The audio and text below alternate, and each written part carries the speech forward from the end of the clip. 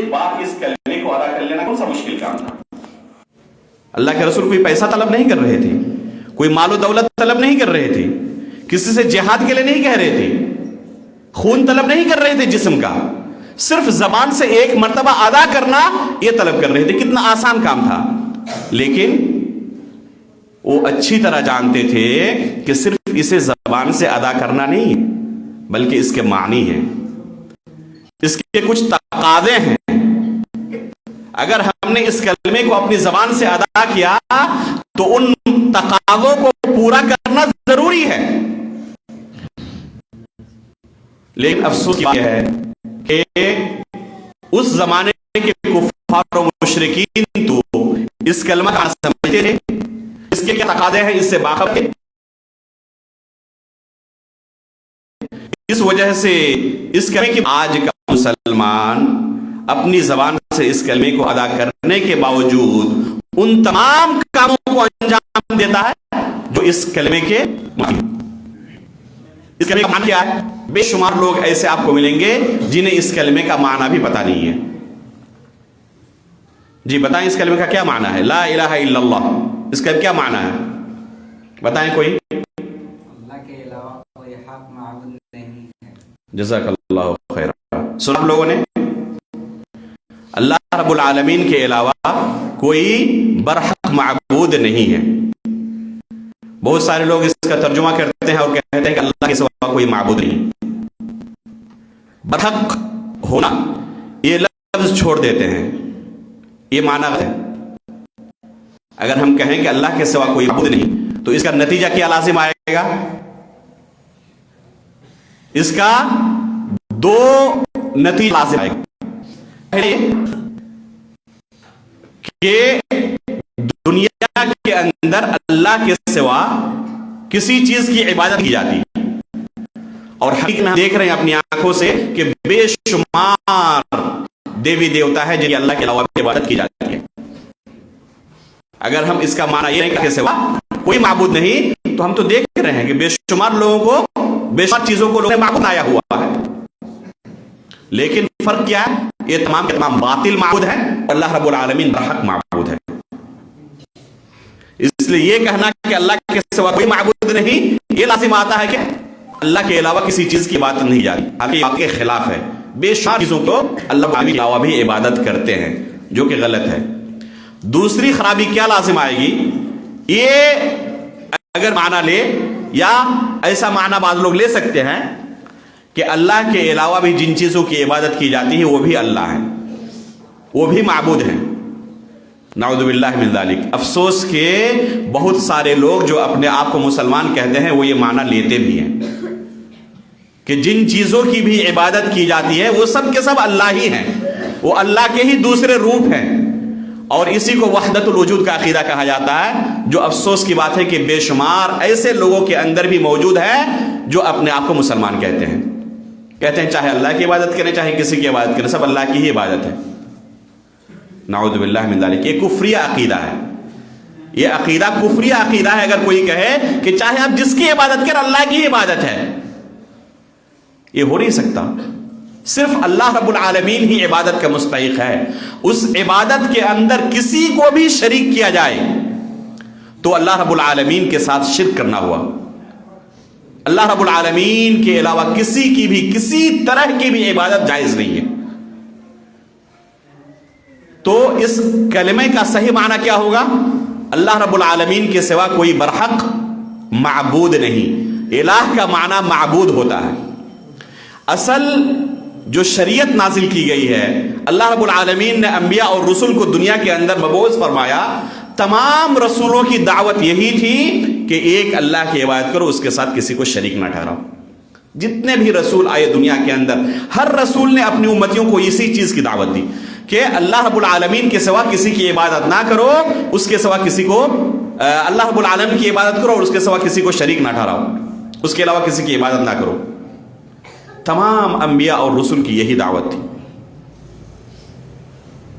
اس سے کیا پتہ چلتا ہے کہ اصل توحید کے اندر توحید عبادت ہے، توحید الوہیت ہے کہ ایک اللہ کی عبادت کی جائے.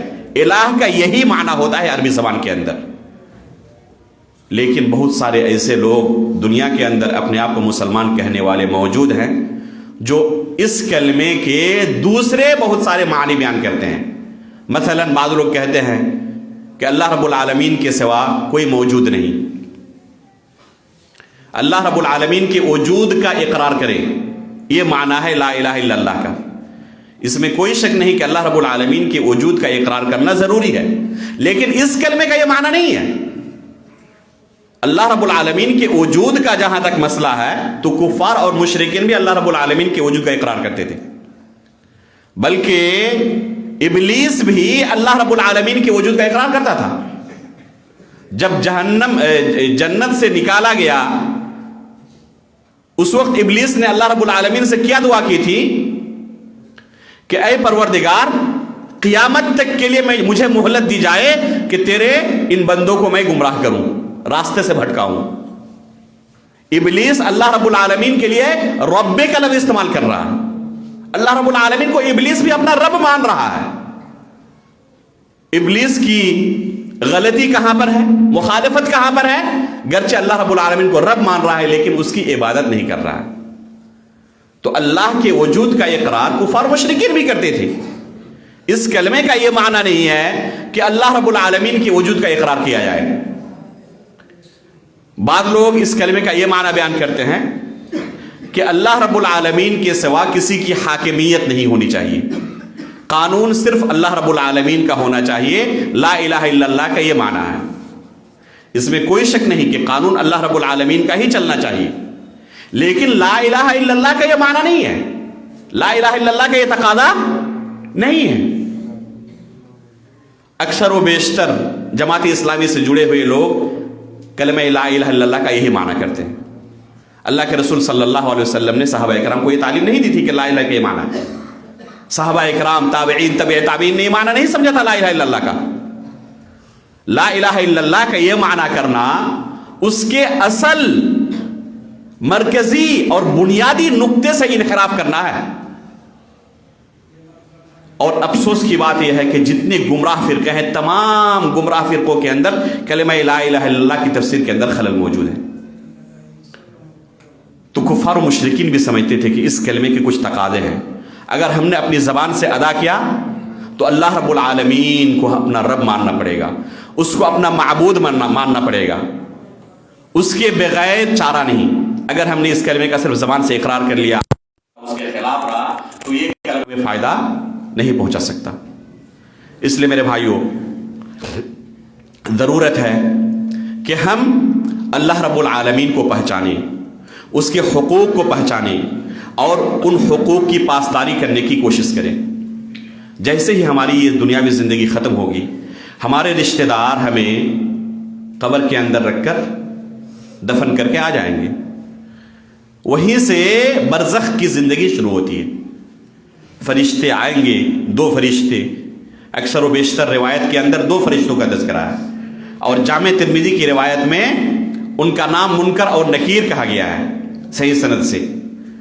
یہ منکر اور نکیر آنے کے بعد یہ ہر شخص کے ساتھ پیش آتا ہے. جس کو بھی لوگ دفن کر کے آتے ہیں قبر کے اندر، ہر شخص کے ساتھ یہ معاملہ پیش ہوتا ہے. اللہ کے رسول صلی اللہ علیہ وسلم نے ہمیں خبر دی ہے اور ہمیں اس پر ایمان رکھنا ضروری ہے.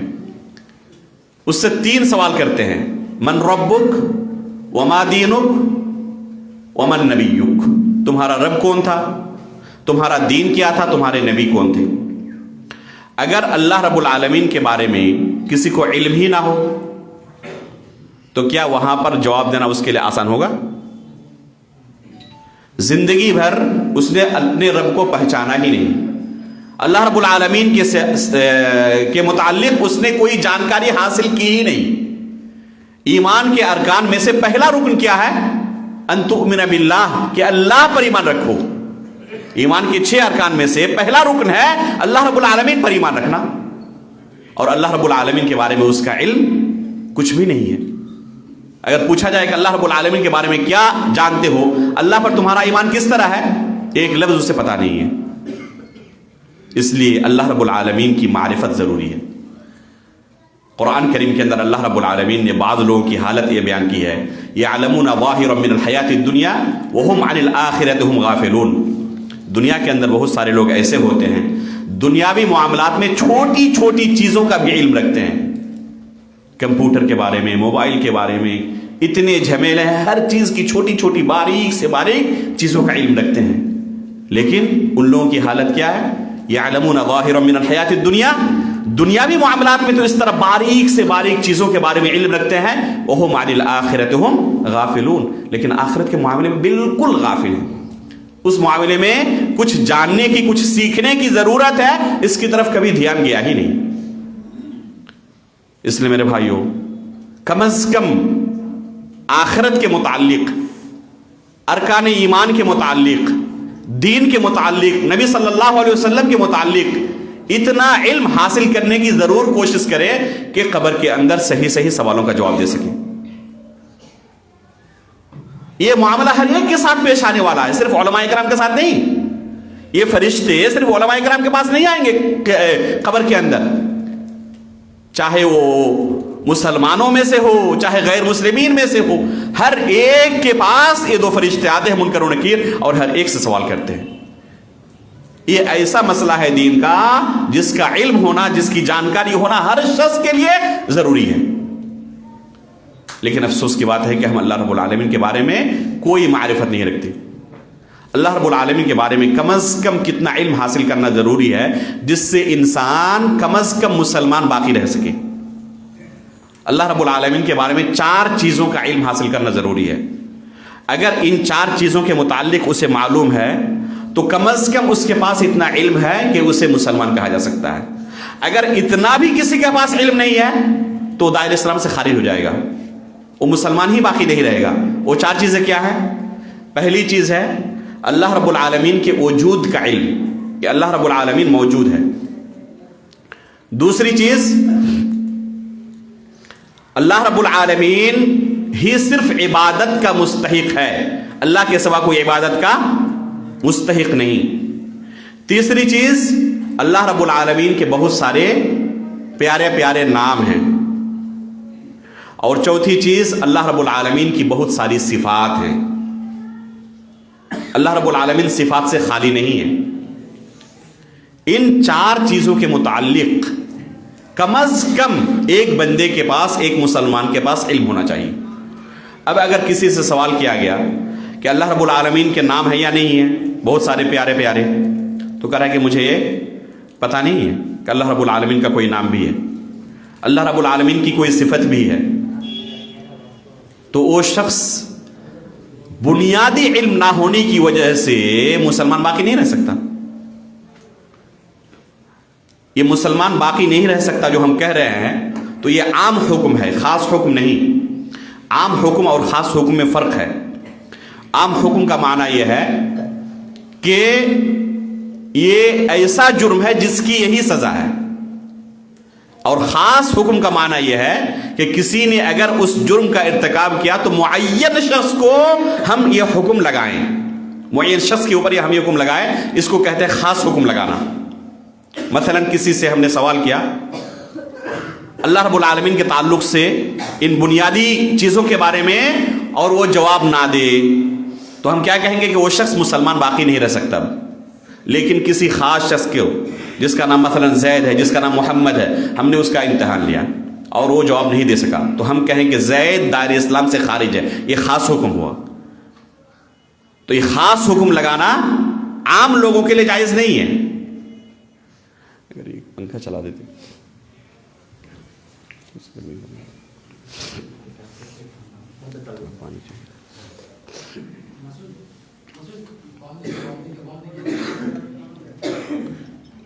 تو اللہ رب العالمین کے بارے میں یہ بنیادی علم کم از کم ہونا چاہیے۔ ساتھ ہی اللہ رب العالمین کے متعلق بہت ساری غلط فہمیاں، بدعقیدگیاں لوگوں کے درمیان موجود ہوتی ہیں۔ ہمارے اس علاقے میں 2 ایسی چیزیں میں نے محسوس کی ہیں بہت سارے لوگوں سے ملنے کے بعد، لوگوں کی طرف سے سوالات آنے کے بعد، کہ بہت سارے لوگوں کے اندر بنیادی طور پر اللہ رب العالمین کے تعلق سے یہ 2 بیماریاں اور 2 بدعقیدگیاں موجود ہیں۔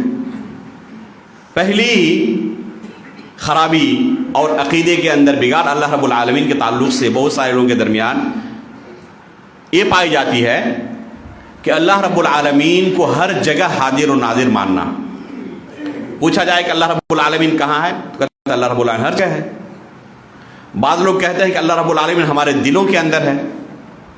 کہتے نہیں کہتے کہ اللہ رب العالمین ہر جگہ ہے. یہ حقیقت میں کفار و مشرکین کا عقیدہ ہے، مسلمانوں کا عقیدہ نہیں ہے.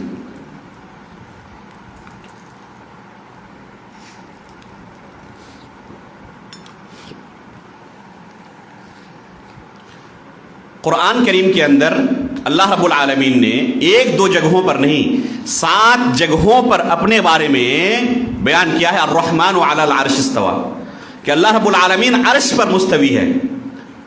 ایک دو جگہ پر نہیں 7 جگہوں پر.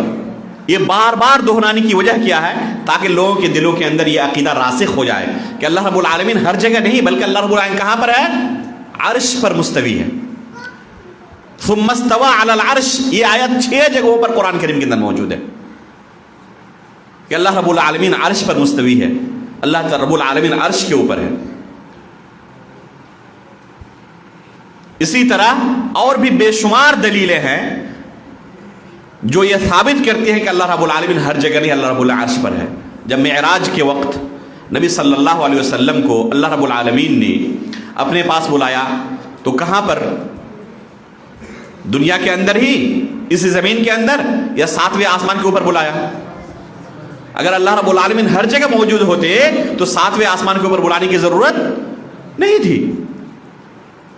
موسیٰ علیہ السلام اور فرعون کا واقعہ اللہ رب العالمین نے قرآن کریم کے اندر نقل کیا ہے. فرعون اپنے وزیر حامان سے کہتا ہے کہ ایک لمبی سیڑھی بناؤ، میں موسیٰ کے رب کو دیکھنا چاہتا ہوں. لأطلع إلى إله موسیٰ، میں موسیٰ علیہ السلام کے رب کو دیکھنا چاہتا ہوں. وإني لأظنه كاذبا، حالانکہ میں موسیٰ علیہ السلام کو جھوٹا تسلیم کرتا ہوں، جھوٹا تصور کرتا ہوں. اب غور کریں کہ موسیٰ علیہ السلام نے کیا عقیدہ دیا کہ اللہ رب العالمین آسمانوں کے اوپر ہے، اور فرعون اس عقیدے کا انکار کر رہا ہے. یہ عقیدہ کفار و مشرکین کے اندر اس قدر رائج تھا. نبی صلی اللہ علیہ وسلم کو ایک مرتبہ ایک خاتون کا امتحان لینا ہوا کہ کفار و مشرکین کے عقیدے پر یہ ابھی تک قائم ہے یا ان کا عقیدہ چھوڑ کر مسلمان ہو چکی ہے. تو اللہ کے رسول صلی اللہ علیہ وسلم نے اس خاتون سے صرف 2 سوال کیا یہ پتا کرنے کے لیے کہ وہ کفار مشرکین کا عقیدہ چھوڑ کر اسلام قبول کر چکی ہے یا پرانے عقیدے پر ابھی بھی باقی ہے. پہلا سوال کیا این اللہ، کہ اللہ رب العالمین کہاں ہے؟ وہ خاتون آسمان کی طرف اشارہ کرتی ہے کہ اللہ رب العالمین آسمانوں کے اوپر ہے. دوسرا سوال من انا، میں کون ہوں؟ کہتی انت رسول اللہ، آپ اللہ کے رسول ہیں. اللہ کے رسول صلی اللہ علیہ وسلم فوراً اس خاتون کے ایمان کی گواہی دیتے ہیں اور کہتے ہیں اعتقها فإنها مؤمنہ، اس خاتون کو آپ آزاد کر سکتے ہیں، یہ مؤمنہ عورت ہے. عیسیٰ علیہ السلام کے تعلق سے قرآن کریم کے اندر اللہ رب العالمین نے بیان کیا ہے بل رفعہ الی، کہ اپنے پاس اللہ رب العالمین نے اٹھا لیا. قرآن کریم کے تعلق سے اللہ رب العالمین نے کیا فرمایا؟ انا انزلناہ فی لیلۃ القدر، کہ ہم نے اس کو نازل کیا. عیسیٰ علیہ السلام کو اٹھایا جا رہا ہے، قرآن کریم نازل ہو رہا ہے. یہ کس بات کی دلیل ہے؟ کہ اللہ رب العالمین ہر جگہ ہے یا آسمانوں کے اوپر ہے؟ عرش کے اوپر ہے. اللہ رب العالمین عرش کے اوپر ہے. یہ عقیدہ رکھنا کہ اللہ رب العالمین ہر جگہ ہے، یہ کفار و مشرکین کا عقیدہ ہے. اللہ رب العالمین عرش کے اوپر مستوی ہے، لیکن عرش پر ہونے کے باوجود بھی ہر چیز کا علم رکھتے ہیں. یہاں تک کہ ہمارے دلوں کے اندر کھٹکنے والی باتوں کو بھی اللہ رب العالمین جانتے ہیں. انہ علیم بذات الصدور، دلوں کے اندر کھٹکنے والی باتوں کو بھی اللہ رب العالمین جانتا ہے. الا یعلم من خلق وهو اللطیف الخبیر، جس رب نے ہمیں پیدا کیا کہ ہمارے بارے میں وہ رب جان نہیں سکتا؟ تو یہ بد عقیدگی بہت سارے لوگوں کے درمیان پائی جاتی ہے اور وہ کہتے ہیں کہ اللہ رب العالمین ہر جگہ ہے. اللہ کے فضل و کرم سے، علماء کی محنت کی وجہ سے اس کے اندر کافی سدھار آیا ہے. ایک زمانہ ایسا تھا کسی سے بھی پوچھو یہی جواب ملتا تھا، لیکن اللہ کے فضل و کرم سے اب اگر سوال کیا جائے تو بہت سارے لوگ صحیح جواب دیتے ہیں، خوشی ہوتی ہے. ضرورت ہے کہ اس طرح کی چیزوں کا اتنی بار تکرار کیا جائے کہ ہر ایک کے دل کے اندر راسخ ہو جائے. اور اسی وجہ سے قرآن کریم کے اندر، اسی طرح نبی صلی اللہ علیہ وسلم کی احادیث کے اندر اس اہم مسئلے کا بار بار تکرار ہوا ہے، بار بار اس کی تکرار ہوئی ہے اور بار بار اس کا اعادہ ہوا ہے. شیخ الاسلام علامہ ابن تیمیہ رحمہ اللہ نے، اسی طرح علامہ ابن قیم رحمہ اللہ نے اور دوسرے علماء نے بیان کیا ہے کہ اس مسئلے کی قرآن و حدیث کے اندر ایک دو نہیں، 1000 سے زیادہ دلیلیں موجود ہیں. 1000 سے زیادہ دلیلیں اس مسئلے کی قرآن و حدیث کے اندر موجود ہے کہ اللہ رب العالمین عرش کے اوپر ہے. اب غور کریں کہ کتاب و سنت کے اندر کسی چیز کو 1000 مرتبہ سے زیادہ بیان کیا جا رہا ہے. کس وجہ سے؟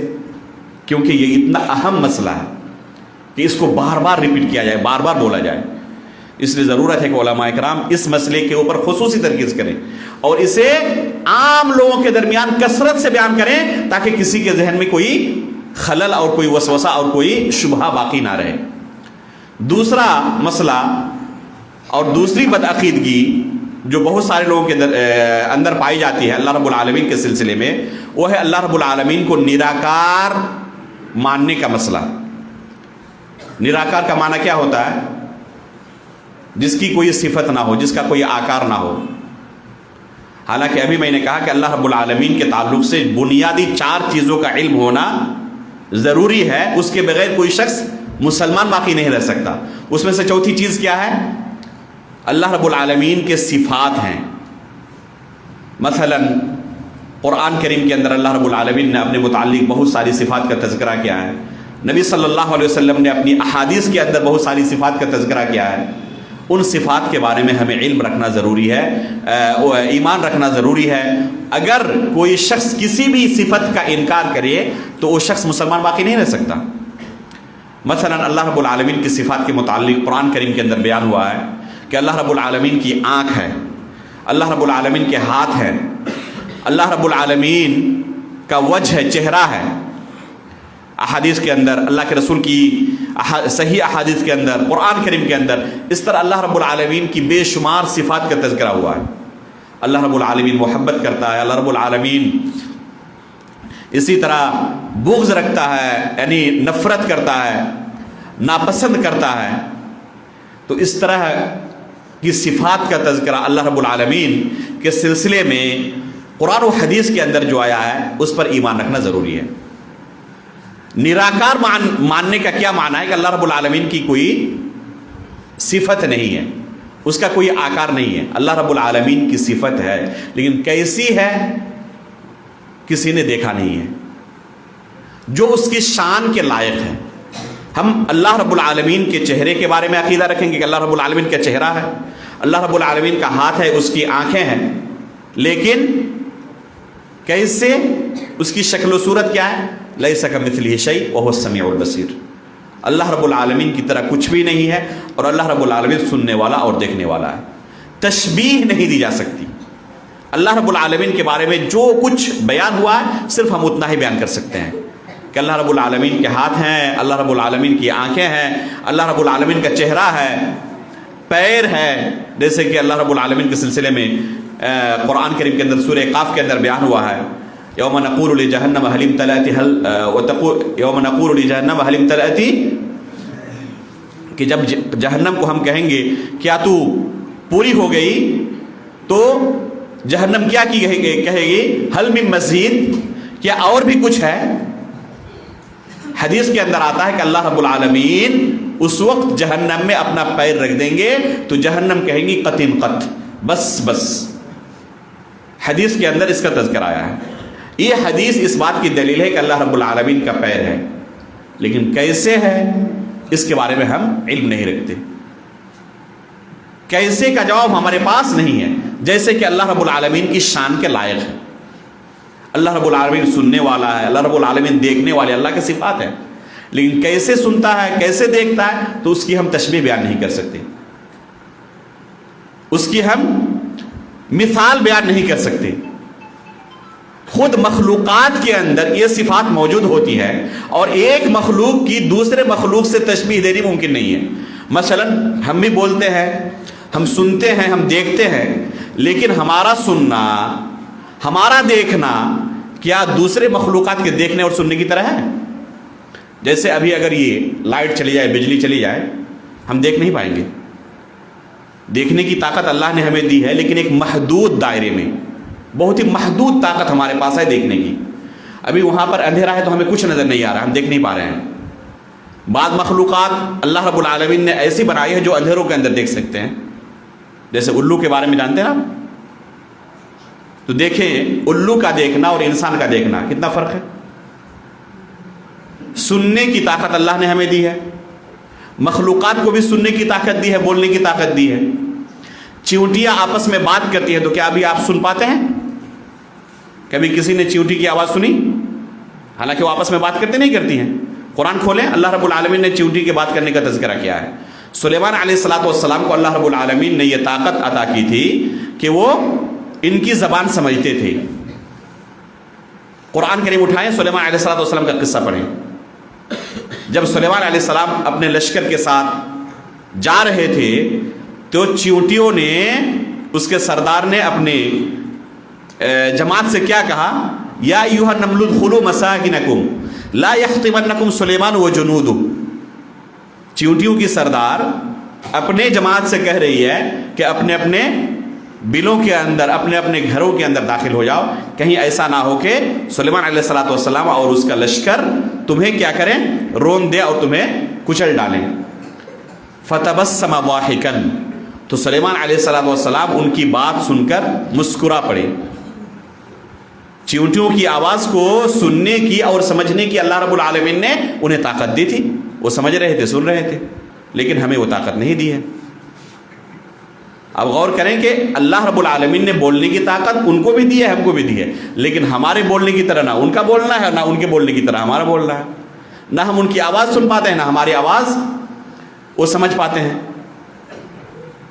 اما عائشہ رضی اللہ تعالیٰ عنہ بیان کرتی ہیں، سورۃ المجادلہ کی تفسیر آپ پڑھیں، کہ ایک خاتون اللہ کے رسول کے پاس اپنے شوہر کا مقدمہ لے کر آئی اور بہت ہی آہستہ آواز میں، پست آواز میں اللہ کے رسول صلی اللہ علیہ وسلم کو اپنا قصہ سنا رہی تھی۔ میں قریب ہی بیٹھی ہوئی تھی، لیکن آہستہ آواز ہونے کی وجہ سے، پست آواز ہونے کی وجہ سے میں ان کی بات چیت سمجھ نہیں پا رہی تھی۔ اسی دوران اللہ رب العالمین نے قرآن کی آیتیں نازل کی، قد سمع اللہ قول التی تجادلک فی زوجها وتشتکی الی اللہ۔ اما عائشہ فرماتی ہیں کہ میں اتنے قریب بیٹھی ہوئی تھی، لیکن ان کی بات چیت میں سمجھ نہیں پائی، میں سن نہیں پائی، اور اللہ رب العالمین جو 7ویں آسمان کے اوپر ہے، عرش کے اوپر ہے، وہاں سے اللہ رب العالمین نے اس خاتون کی بات چیت سن لی اور قرآن کی آیتیں نازل کر دی۔ اللہ اکبر۔ تو بندوں کا سننا، اس کے ساتھ کوئی تشبیہ دی ہی نہیں جا سکتی۔ اللہ رب العالمین سننے والا ہے، لیکن کیسے؟ جو اس کی شان کے لائق ہے، اس کے ساتھ کسی دوسری چیز کی تشبیہ نہیں دی جا سکتی۔ اس لیے اللہ رب العالمین کے بارے میں یہ کہنا کہ اللہ رب العالمین نراکار ہے، یہ مسلمانوں کا عقیدہ نہیں ہے۔ اللہ رب العالمین کی صفات ہیں، اس کے آکار ہیں، لیکن کیسے اس کی تشبیہ ہم نہیں دے سکتے۔ جو صفات قرآن کریم کے اندر، احادیث کے اندر بیان ہوئی ہے، ان پر ہم عقیدہ رکھتے ہیں، ایمان رکھتے ہیں۔ حدیث کے اندر آتا ہے کہ جب جنتی جنت میں پہنچیں گے تو اللہ رب العالمین اپنی اصل صورت میں ان کے سامنے نمودار ہوگا۔ اگر اللہ رب العالمین کی کوئی صورت ہی نہیں ہے تو اللہ رب العالمین کیسے اپنی اصل صورت میں نمودار ہوگا؟ اگر کوئی کہے کہ اللہ رب العالمین کا کوئی آکار ہی نہیں، نراکار ہے، تو اللہ رب العالمین کیسے اپنی اصل صورت میں جنتیوں کے سامنے نمودار ہوگا؟ تو یہ ایک باطل عقیدہ ہے، اور افسوس کہ بہت سارے لوگ اس باطل عقیدے کو اپنی زبان سے ادا کرتے ہیں اور یہ عقیدہ رکھتے ہیں۔ تو اللہ رب العالمین کے تعلق سے اس طرح کا عقیدہ رکھنا مناسب نہیں ہے۔ اسی طرح اللہ رب العالمین کے تعلق سے اللہ کے جو حقوق ہیں، ان حقوق کی جو پامالی ہمارے معاشرے کے اندر کی جاتی ہے، ان میں سے ایک غیر اللہ کی قسم کھانا ہے۔ کھاتے نہیں کھاتے؟ بہت سارے لوگوں کو آپ نے دیکھا ہوگا معاشرے کے اندر آنکھ کی قسم کھاتے ہیں، بہت سارے لوگ ماں کی قسم کھاتے ہیں، اسی طرح اور بھی کسی دوسری چیز کی قسم کھاتے ہیں۔ اس کا حکم کیا ہے؟ یہ شرک ہے، یہ جائز نہیں ہے۔ نبی صلی اللہ علیہ وسلم کی صحیح حدیث ہے کہ اگر کسی نے غیر اللہ کی قسم کھائی، اللہ کے علاوہ کسی بھی چیز کی قسم کھائی، تو اس نے شرک کیا۔ یہ شرک اکبر بھی ہو سکتا ہے، شرک اصغر بھی ہو سکتا ہے۔ اصل یہی ہے کہ وہ شرک اصغر ہے، لیکن اگر اللہ رب العالمین کی طرح غیر اللہ کی بھی تعظیم کرے تو وہ شرک اکبر میں بھی داخل ہو سکتا ہے۔ یہ اللہ رب العالمین سے زیادہ غیر اللہ کی تعظیم کرے تو شرک اکبر کے اندر داخل ہو سکتا ہے۔ اور شرک کا گناہ ایسا گناہ ہے جو اللہ رب العالمین کبھی معاف نہیں کرتا۔ حالانکہ افسوس کہ مسلمان معاشرے کے اندر، خصوصاً خواتین کے اندر، یہ عقیدہ اور یہ برائی بکثرت پائی جاتی ہے۔ فوراً کسی کے ساتھ کسی معاملے میں اختلاف ہوا، فوراً آنکھ کی قسم کھاتے ہیں، فوراً ماں کی قسم کھاتے ہیں، اور اسی طرح کے دوسری چیزوں کی قسم کھاتے ہیں۔ یہ اللہ رب العالمین کے حق کے اندر ڈاکہ ڈالنا ہے۔ غیر اللہ کی قسم کھانا، اللہ کے سوا کسی بھی چیز کی قسم کھانا، یہ شرک کے اندر داخل ہوتا ہے۔ وہ شرک اصغر بھی ہو سکتا ہے، شرک اکبر بھی ہو سکتا ہے۔ اگر شرک اصغر بھی ہو تو یہ کوئی معمولی جرم نہیں ہے، شرک اصغر بھی ہو تب بھی کوئی معمولی جرم نہیں ہے، بلکہ گناہ کبیرہ ہے۔ اور شرک اصغر یہ شرک اکبر تک پہنچا سکتا ہے۔ اس لیے اس معاملے میں حد درجہ ہمیں احتیاط کرنے کی ضرورت ہے۔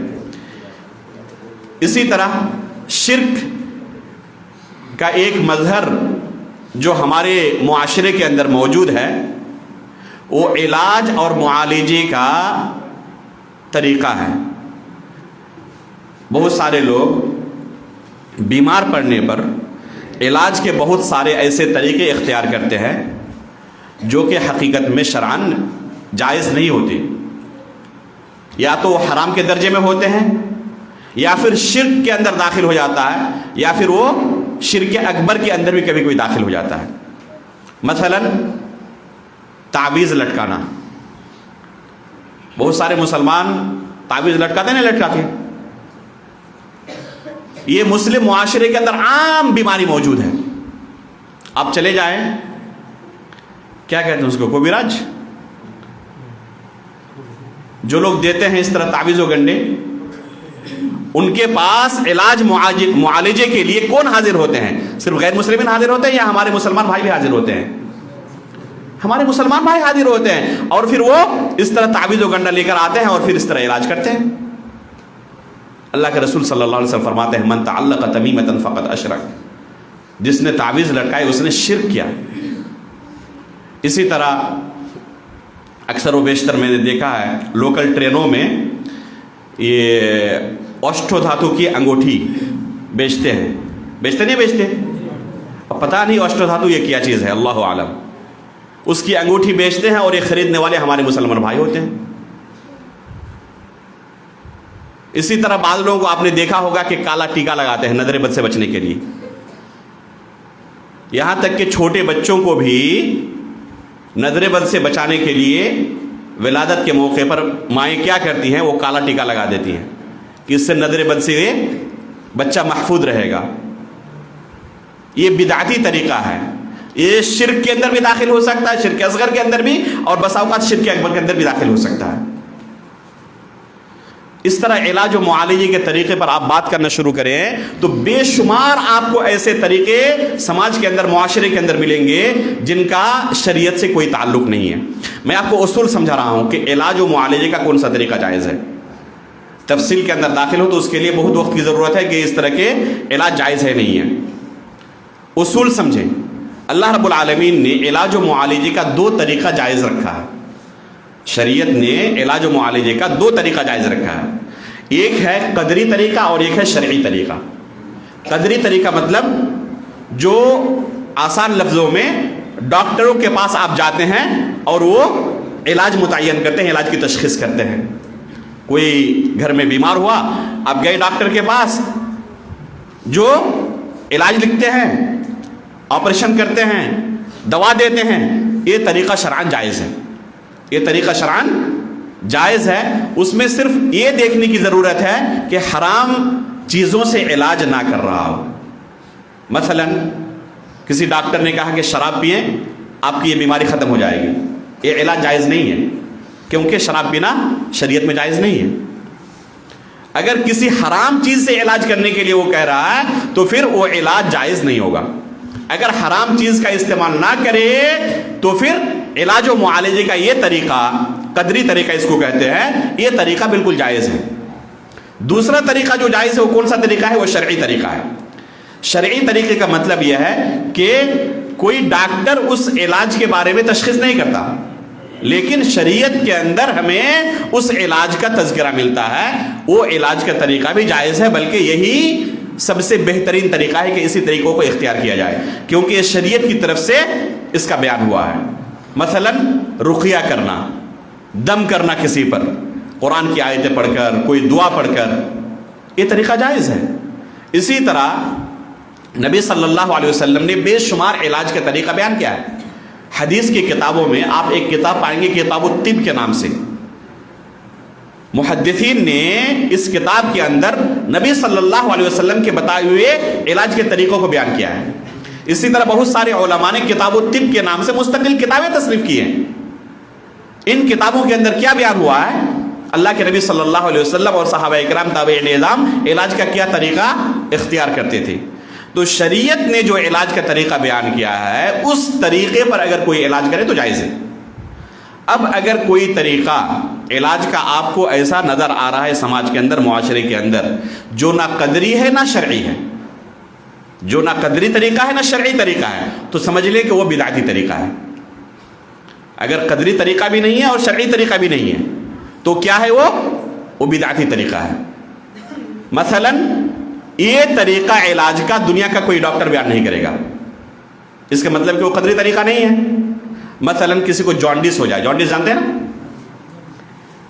بہت سارے لوگ علاج اس کا کیا دیتے ہیں کہ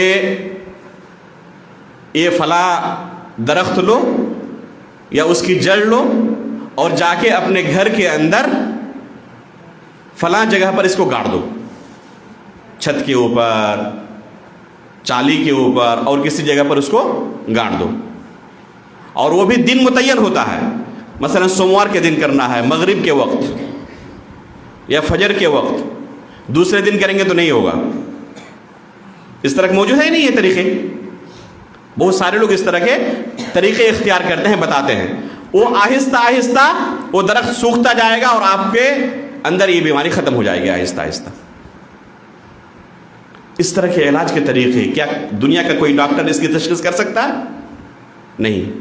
شریعت کے اندر کیا اس طرح کا کوئی طریقہ موجود ہے؟ قطعاً نہیں. نہ یہ قدری طریقہ ہے نہ شرعی طریقہ ہے. تب یہ کون سا طریقہ ہوا؟ یہ شیطانی طریقہ ہے. شیطان ہی اس طرح کے علاج کی تشخیص کر سکتا ہے. نہ کوئی دنیا کا ڈاکٹر یہ علاج بیان کرے گا اور نہ شریعت نے ہمیں یہ طریقہ سکھایا ہے. ایک شخص میرے پاس آیا، کئی سال پہلے کی بات ہے. اسے آب کی بیماری ہوئی تھی. آپ جانتے ہیں کسی کا سر کے اندر یا جسم کے اندر کوئی حصہ کیا ہوتا ہے؟ پھول جاتا ہے. تو کسی نے اس کو کہا کہ اس کا علاج یہ ہے کہ تم ایک ڈاب لو. ڈاب جانتے ہیں نا، ناریل. تو اس ڈاب کو دریا کے اندر، ندی کے اندر جا کے بہا دو، تمہارا یہ آب صحیح ہو جائے گا. تو مجھے پوچھنے آیا کہ یہ طریقہ جائز ہے نہیں ہے؟ تو میں نے اس کو کہا کہ مجھے تو اس علاج کے بارے میں کچھ سمجھ میں نہیں آ رہا ہے کہ آب کا ڈاب کے ساتھ کیا تعلق ہے، سوائے وزن کے کہ آپ کے وزن پر ڈاب ہے. وزن کے علاوہ مجھے کوئی اور ان دونوں کے درمیان تعلق سمجھ میں نہیں آ رہا ہے. اب اس طرح کا علاج دنیا کا کوئی ڈاکٹر بیان نہیں کرے گا اور نہ شریعت نے اس طرح کا کوئی علاج بیان کیا ہے. تو یہ کون سا طریقہ ہے؟ نہ شرعی طریقہ ہے نہ قدری طریقہ ہے. تو یہ شیطانی طریقہ ہے. اس طرح کے علاج کے طریقے ہر گاؤں کے اندر الگ الگ موجود ہیں، بے شمار ہیں. آپ اگر ان علاج کے طریقوں کو اگر کوئی میدان میں نکلے اور لکھنا شروع کرے تو کئی جلدوں کی موٹی کتاب تیار ہو جائے گی. اور یہ ہمارے معاشرے کے اندر جو اپنے آپ کو اہل حدیث کہتے ہیں، اس معاشرے کے اندر یہ طریقے موجود ہیں جو یا تو علاقل بدعتی طریقہ ہے یا حرام طریقہ ہے یا شرک کے اندر داخل ہو سکتا ہے وہ. اس لیے اس طرح کے شرک کے چور دروازے سے بچنے کی ضرورت ہے. اس لیے کہ ہر گناہ اللہ رب العالمین معاف کر سکتا ہے لیکن شرک کا گناہ کبھی معاف نہیں کر سکتا. یہ شرک اکبر کے اندر بھی کبھی کبھی داخل ہو سکتا ہے. تو اس طرح کے علاج کے طریقوں سے بچنے کی ضرورت ہے. جنوں کو بند کرنے کا بعض لوگوں کے یہاں ایک رواج چلا ہوا ہے. وہ کیا کرتے ہیں, کسی کے جن لگ جائے تو ایسے بعض لوگوں کے پاس جاتے ہیں جن جھاڑنے کے لیے, اور پھر وہ بوتل کے اندر جن کو بند کر دیتے ہیں یا زمین کے اندر گاڑ دیتے ہیں. تو یہ سب خرافات ہیں, شیطانی وساوس ہیں, شریعت سے اور اس کا کوئی تعلق نہیں ہے. وقت اگر ہو جائے تو مجھے خبر کر دیں پہلے, ٹھیک ہے. تو اللہ رب العالمین, یہ پہلا میں یہ بیان کر رہا تھا ارکان ایمان میں سے کہ ارکان ایمان کا علم ہونا ضروری ہے. ان میں سے پہلا رکن تھا اللہ رب العالمین کے بارے میں, کہ اللہ رب العالمین کے بارے میں علم حاصل کرنا ضروری ہے. اس کے جو حقوق ہیں حقوق کی پاسداری کرنا ضروری ہے. اگر ان حقوق کی کوئی پاسداری نہیں کرتا, یہ اللہ کے حقوق کے اندر شرک کر رہا ہے, کسی دوسرے کو شریک کر رہا ہے, تو اللہ رب العالمین یہ گناہ معاف نہیں کرے گا. اس لیے پہلے علم حاصل کرنا ضروری ہے اور پھر اس علم کے مطابق عمل کرنا ضروری ہے. ارکان ایمان میں سے پہلا رکن یہ ہوا ایمان باللہ. دوسرا رکن کیا ہے؟ فرشتوں پر ایمان لانا. کیا معنی فرشتوں پر ایمان لانے کا؟ فرشتوں پر کیسے ایمان لائیں گے؟ اگر آپ کو سوال کیا جائے کہ فرشتوں پر آپ کا ایمان ہے, کیا کہیں گے آپ؟ جی بتائیں. اگر پوچھا جائے کہ فرشتوں پر آپ کا ایمان ہے تو کیا کہیں گے آپ؟ بات کریں آپ لوگ, جواب دیں. ہے یا نہیں ہے؟ کس طرح ہے ایمان؟ فرشتوں پر ایمان کے تعلق سے کیا جانتے ہیں, کیا تصور ہے ذہن کے اندر کہ فرشتوں پر ہم اس طرح ایمان لاتے ہیں؟ فرشتہ اللہ کا بندہ ہے اور ان سے پیدا ہے. اور ان سے فرشتہ اللہ کا بندہ ہے اور ان سے پیدا ہے اور اللہ کا نافرمانی نہیں کرتا. جزاک اللہ خیر. دوسرا جملہ آپ نے کیا کہا, نہیں سمجھا میں. نور سے پیدا کیا گیا ہے. ماشاء اللہ, بہترین بھائی نے جواب دیا. 2-3 لفظ کے اندر اس سے پتا چل رہا ہے کہ فرشتے کا تصور ذہن کے اندر ہے. اس سے کم از کم اتنا پتا چلا کہ فرشتے کا تصور ذہن کے اندر ہے.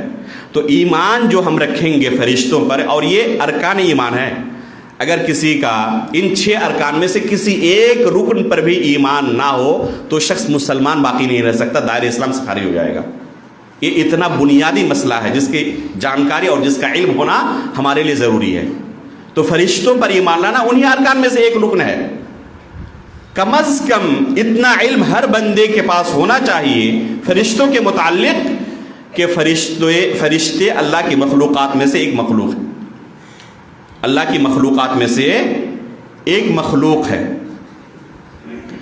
ان میں سے بعض فرشتے وحی لے کر نازل ہوتے ہیں. ان میں سے بعض فرشتے وحی لے کر نازل ہوتے ہیں انبیاء اکرام کے پاس. اور نبی صلی اللہ علیہ وسلم اور اکثر انبیاء کے پاس جو فرشتہ وحی لے کر نازل ہوتا تھا ان کا نام کیا ہے؟ جبریل علیہ الصلاۃ والسلام. یہ واجبی امور میں داخل ہے, لیکن اگر کوئی شخص نام نہ بیان کر سکے تو وہ شخص دائرہ اسلام سے خارج نہیں ہوگا. اگر اسے اتنا علم ہے کہ فرشتوں میں سے بعض فرشتے انبیاء کے پاس وحی لے کر اللہ کی طرف سے نازل ہوتے ہیں, اگر اتنا علم رہے تو اس کے ایمان کی حفاظت کے لیے کافی ہے.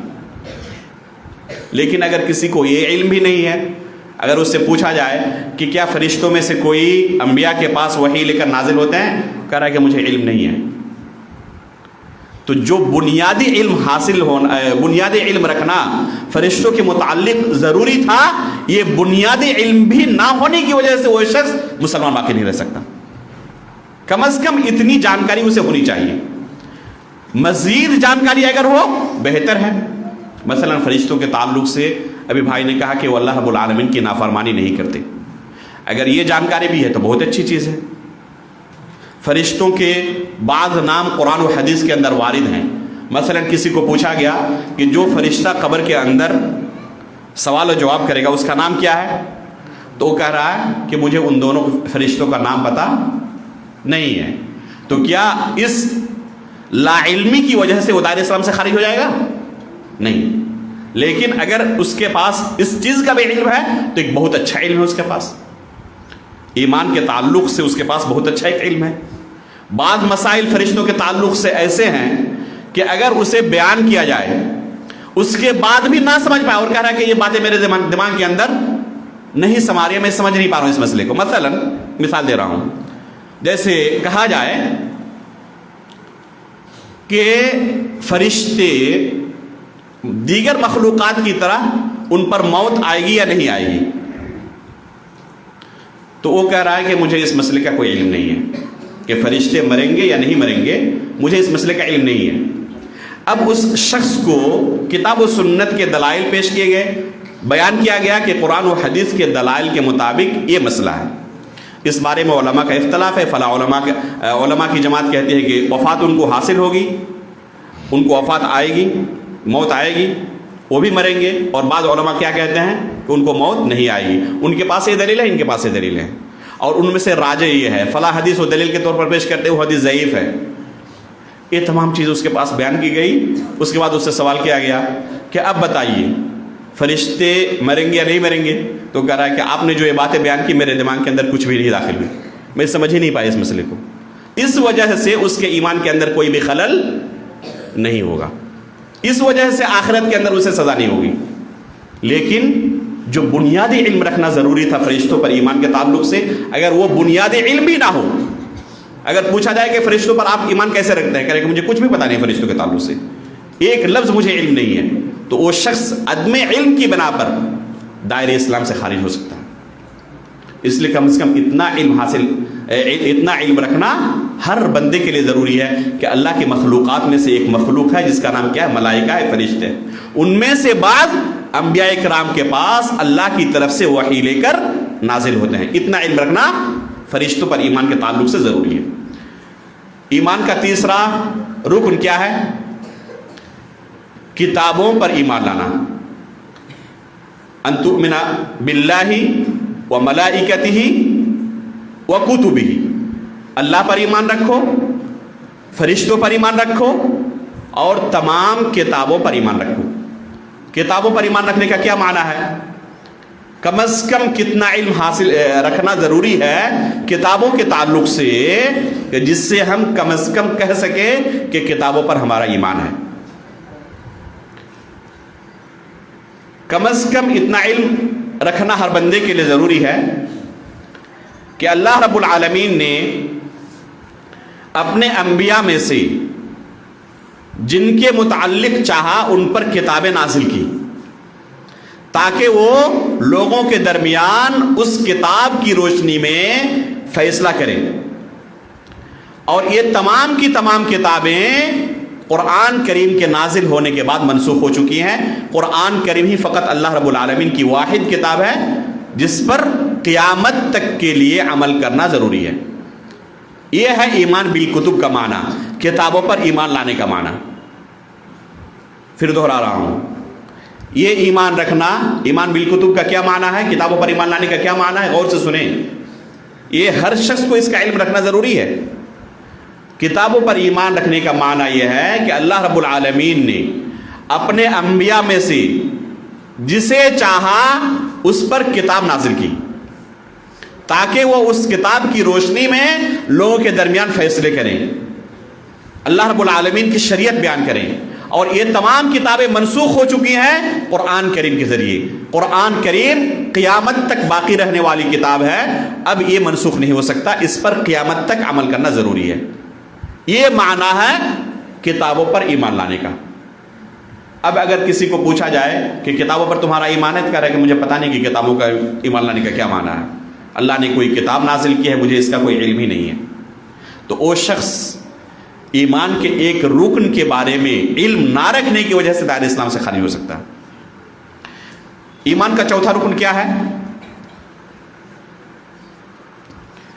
رسولوں پر ایمان لانا. اس ایمان کا چوتھا رکن ہے رسولوں پر ایمان لانا. رسولوں پر ایمان لانے کا کیا معنی ہے کہ اللہ رب العالمین نے لوگوں کی ہدایت کے لیے ان میں سے اپنے بعض بندوں کو رسول بنا کر بھیجا تاکہ وہ اللہ رب العالمین کی عبادت کی طرف لوگوں کو دعوت دیں. اور ان میں سے آخری نبی محمد الرسول اللہ صلی اللہ علیہ وسلم ہے۔ یہ ہے معنی رسولوں پر ایمان لانے کا۔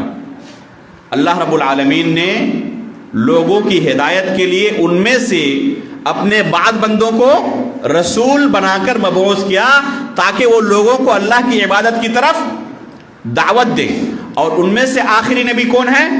محمد الرسول اللہ صلی اللہ علیہ وسلم ہے۔ کم از کم اتنا علم رکھنا ایمان بالرسل کے تعلق سے ہر بندے پر ضروری ہے۔ اگر اتنا بھی علم نہیں ہے تو دائرہ اسلام سے خارج ہو سکتا ہے۔ وہ یہ عام حکم ہے، خاص حکم نہیں ہے۔ اس طرح کسی کا امتحان لے کر اس کو اسلام سے خارج نہ کرے۔ اگر کسی کے پاس علم نہ ہو تو اس کا عام حکم یہی ہے کہ وہ شخص دائرہ اسلام سے خارج ہو سکتا ہے۔ کم از کم اتنی جانکاری ہونی چاہیے۔ ایمان کا 5واں رکن کیا ہے؟ یوم آخرت پر ایمان لانا۔ یوم آخرت پر ایمان لانے کا کیا معنی ہے؟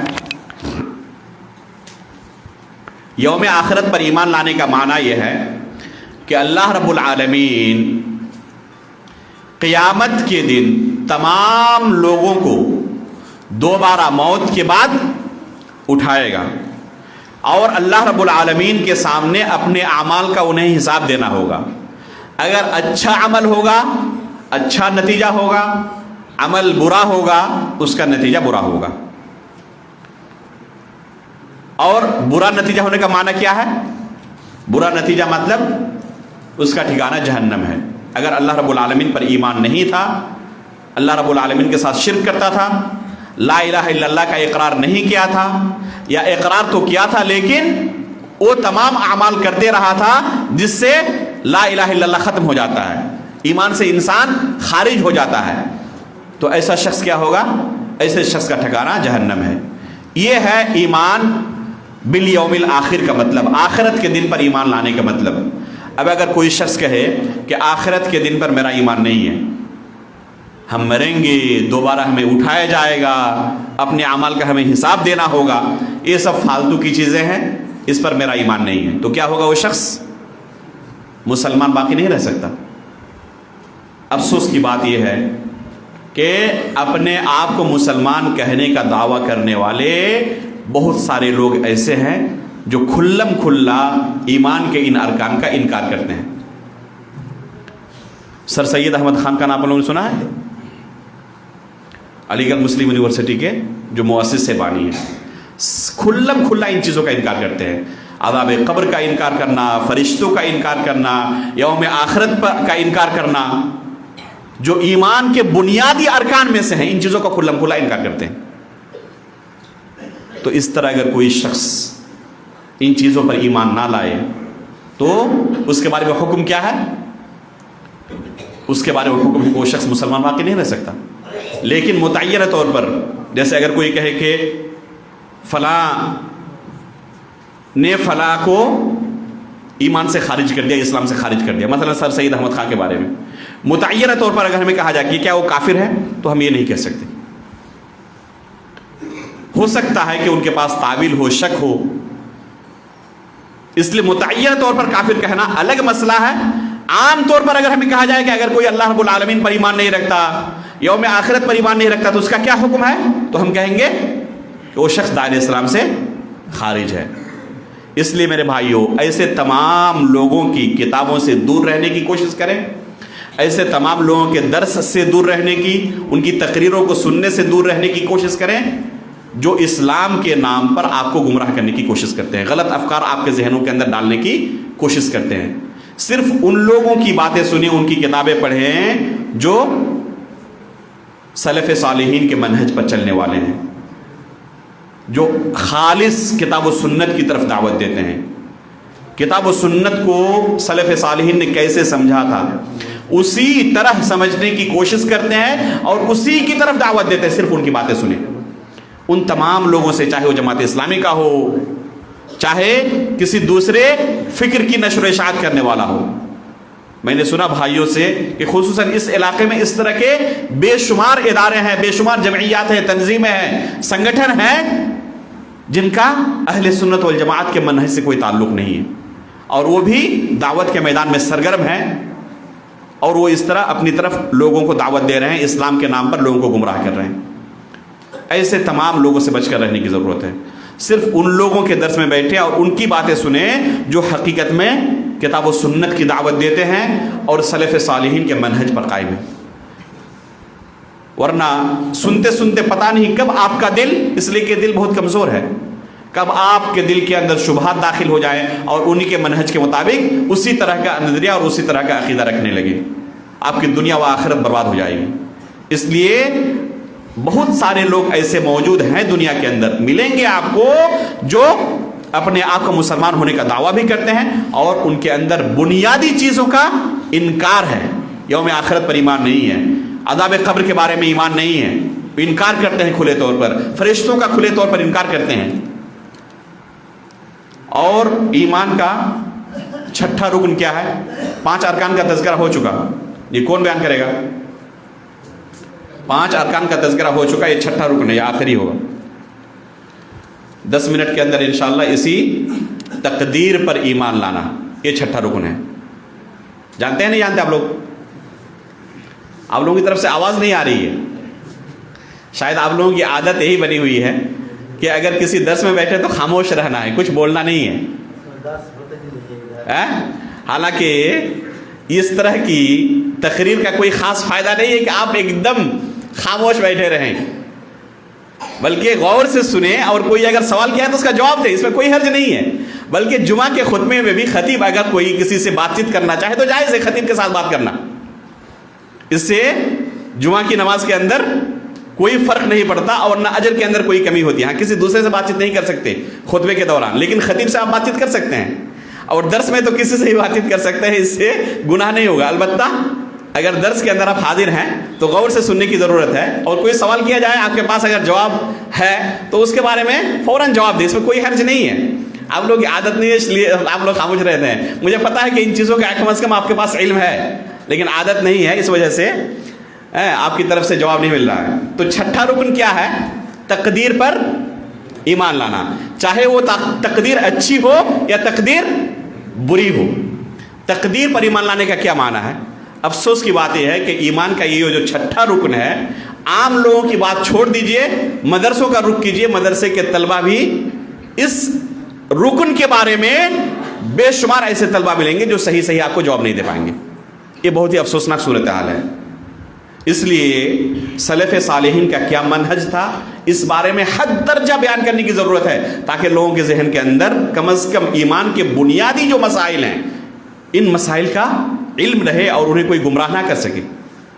تقدیر پر ایمان لانے کا معنی یہ ہے کہ اللہ رب العالمین نے ازل سے ہر چیز کو تقدیر کے ساتھ پیدا کیا ہے. اللہ رب العالمین کی مشیت کے سوا کوئی چیز دنیا میں واقع نہیں ہوتی. ہر چیز کا خالق اللہ رب العالمین ہے. تقدیر کے کل 4 مراتب ہیں. یہ مسئلہ غور سے سنیں، اور اگر یہی آپ کو یاد رہ گیا تو الحمدللہ یہ درس کامیاب ہے. غور سے سنیں، تقدیر کے کتنے مراتب ہیں؟ 4 مراتب ہیں. پہلا مرتبہ ہے یہ ایمان رکھنا کہ اللہ رب العالمین جو بھی دنیا میں چیزیں ہو رہی ہیں ہر چیز کے بارے میں پہلے سے باریک تفصیلی علم رکھتے ہیں. یہ عقیدہ رکھنا یہ تقدیر کا پہلا مرتبہ ہے. اب اگر کوئی شخص اس طرح تقدیر پر ایمان نہیں رکھتا، مثلا کوئی کہے کہ یہ چیز واقع ہوئی اس تفصیل کے ساتھ اللہ رب العالمین کو پہلے علم نہیں تھا. مثلا آپ سفر کر کے، جیسے ابھی میں سفر کر کے آیا ہوں ممبئی سے، یہ پانی میں نے پیا، ٹھیک ہے،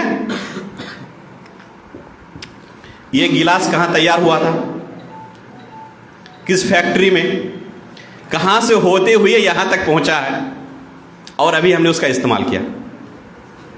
اللہ رب العالمین کو اس کی تفصیل کا شروع سے علم ہے. ابھی مستقبل میں کیا کچھ ہونے والا ہے تفصیل کے ساتھ، کیا اجمال کے ساتھ بھی ہم نے بیان نہیں کر سکتے، لیکن اللہ رب العالمین کو ہر چیز کے بارے میں علم ہے. یہی ہے تقدیر کا پہلا مرتبہ کہ ہر چیز کے بارے میں اس کی تفصیلات کے ساتھ اللہ رب العالمین کو پہلے سے علم ہے. یہ ایمان رکھنا. اب اگر کوئی یہ ایمان نہیں رکھتا تو وہ تقدیر کا انکار کرنے والا ہوگا، اور تقدیر کا انکار کرنے والا مسلمان نہیں ہو سکتا. یہ پہلا مرتبہ ہوا. वाज़ेह। अब दूसरा मर्तबा सुने। दूसरा मर्तबा यह है कि ज़मीन व आसमान की पैदाइश से 50,000 साल पहले अल्लाह रब्बुल आलमीन ने लौहे महफूज के अंदर हर चीज को लिख दिया है। दूसरा मर्तबा याद हुआ? फिर दोहरा रहा हूं। जमीन व आसमान की पैदाइश से 50,000 साल पहले अल्लाह ताला ने हर चीज को लिख दिया है कि कौन चीज कैसे होगी। कितने साल पहले? 50,000 साल पहले जमीन व आसमान की पैदाइश से। यह है तकदीर का दूसरा मर्तबा। यह ईमान रखना हमारे लिए जरूरी है। तीसरा मर्तबा यह है कि दुनिया के अंदर हर चीज जो वाक़ई होती है, चाहे वो चीज अच्छी हो या बुरी हो, चाहे उसका ताल्लुक खैर के साथ हो या शर के साथ हो, नेकी के साथ हो या गुनाह के साथ हो, चाहे तौहीद हो चाहे शिर्क हो, वो अल्लाह रब्बुल आलमीन के इरादे से ही हो रहा है। कोई भी काम हो वो अल्लाह रब्बुल आलमीन के इरादे से हो रहा है। एक बंदा नमाज पढ़ रहा है वो भी अल्लाह के इरादे से, एक बंदा शिर्क कर रहा है वो भी अल्लाह के इरादे से। कोई भी अल्लाह की मशीयत से खारिज नहीं है, चाहे वो अच्छी हो या बुरी हो। अल्लाह रब्बुल आलमीन की मशीयत से कोई भी चीज़ खारिज नहीं है। अब अगर कोई ये अकीदा रखे कि अच्छी चीज़ें अल्लाह की मशीयत से हो रही है, अल्लाह के इरादे से हो रही है, लेकिन जो बुरी चीज़ें अल्लाह के इरादे से नहीं हो रही है, तो तकदीर पर ईमान लाने वाला नहीं होगा वो। अगर कोई कहे कि फला शख्स का कत्ल हो गया, नाउज़ु बिल्लाहि मिन ज़ालिक, अल्लाह ताला बचाए, फला शख्स ने किसी देवी देवता पर चढ़ावा सजदा किया, ये शिर्क है। अब अगर कोई कहे कि ये अल्लाह के इरादे से नहीं हो रहा है, तो तकदीर का इनकार करने वाला होगा। लेकिन इसका माना ये नहीं है कि अल्लाह के इरादे से हो रहा है तो अल्लाह ताला राज़ी भी है। इरादे से होना और राज़ी होना दो अलग अलग चीज़ें हैं। अल्लाह ताला राज़ी नहीं है गुनाह से, लेकिन वो भी अल्लाह के इरादे से हो रहा है। ये तीसरा मर्तबा है कि जो भी चीज़ दुनिया में होती है, चाहे वो अच्छी हो या बुरी हो, गुनाह हो या नेकी हो, वो अल्लाह रब्बुल आलमीन की मशीयत से, उसके इरादे से हो रही है। 3 मर्तबे हो गए। चौथा मर्तबा है कि हर चीज़ का खालिक अल्लाह रब्बुल आलमीन है। हर चीज़ का खालिक कौन है? अल्लाह रब्बुल आलमीन है। यहाँ तक कि हमारा खालिक भी और जो हम अमल करते हैं उसका भी खालिक अल्लाह रब्बुल आलमीन है।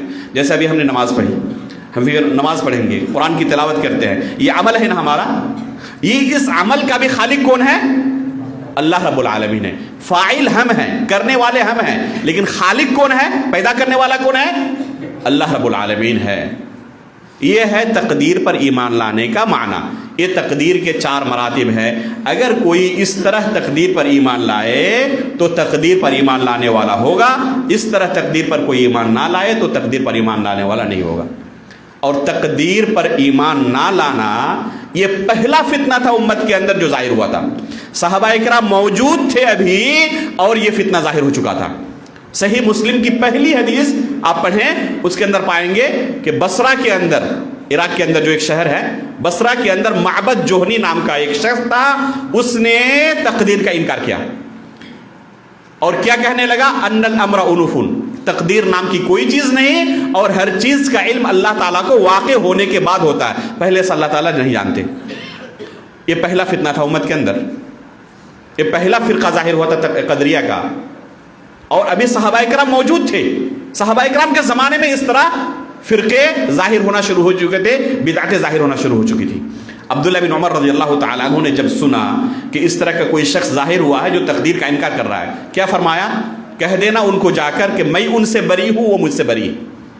अगर वो उहुद पहाड़ के बराबर भी अल्लाह के रास्ते में सोना खर्च करे और तकदीर पर ईमान ना रखे तो शख्स अल्लाह रब्बुल आलमीन के यहाँ कामयाब नहीं हो सकता, नजात नहीं पा सकता।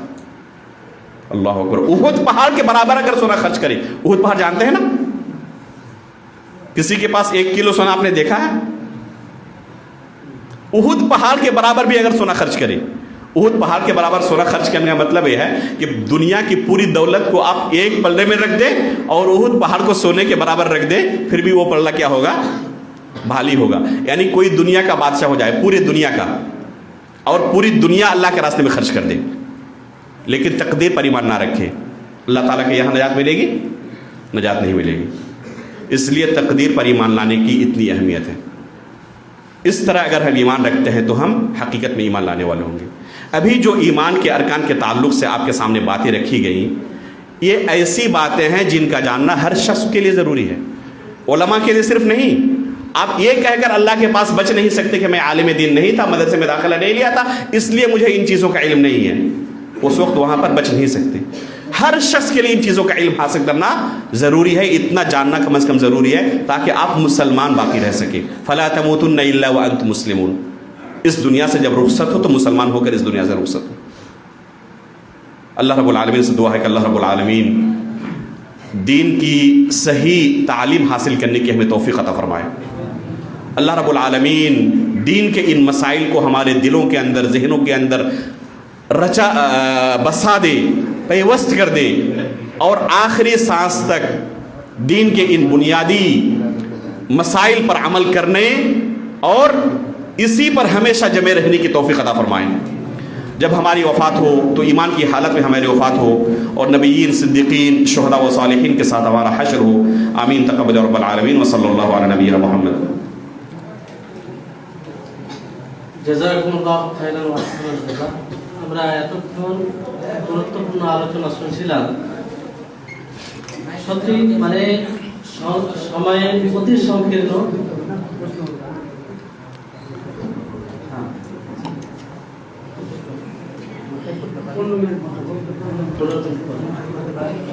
আর এই চায়ের বিতরণটা, এই চা বিস্কুটটা একটু 15 মিনিট পরে করুন, প্রশ্ন উত্তর শেষের দিকে। বিষয় হিসাবে সময় অতি সংকীর্ণ, আরো 1 ঘন্টা 1.5 ঘন্টা হওয়া উচিত ছিল। মানে এই 6টি যে রুকন, আমরা যে বিষয়টি আজকে শুনলাম, নিজের আত্মাকে জিজ্ঞাসা করবেন যে আমরা আমাদের মধ্যে কতটুকু এই ব্যাপারে ধারণা আছে। সকলকে এই বিষয়ে সময় এবং এই বিষয়ে জানা দরকার। ইমানের যে 6টি রুকন রয়েছে, রুকন মানে কি? স্তম্ভ, যার উপরে আমাদের ইমান নির্ভর করে। তো সেই স্তম্ভ যদি সঠিক না হয় তাহলে আমরা মুসলিম হতে পারি না। যাই হোক, বেশি কথা বলার সুযোগ নেই, সময় অতি অল্প। এর মধ্যে অনেকগুলো প্রশ্ন এসেছে। आप सवाल लिख दीजिए। শেখকে একটু কষ্ট দেবো আমরা। जी, প্রশ্নগুলো করেছেন। सर्वप्रथम शेख हमीदुल्लाह साहब ने एक सवाल किया, पहले उसका जवाब दे दूं या वो खुद पहले सवाल कर ले फिर जवाब दे देता हूँ, उसके बाद दूसरा सवाल आप करें। शेख ने सवाल किया, शेख हमीदुल्लाह साहब ने, कि गुनाह भी अल्लाह के इरादे से अगर हो रहा है तो फिर गुनाह पर हमें सज़ा क्यों मिलेगी? सवाल है या नहीं? बहुत अच्छा।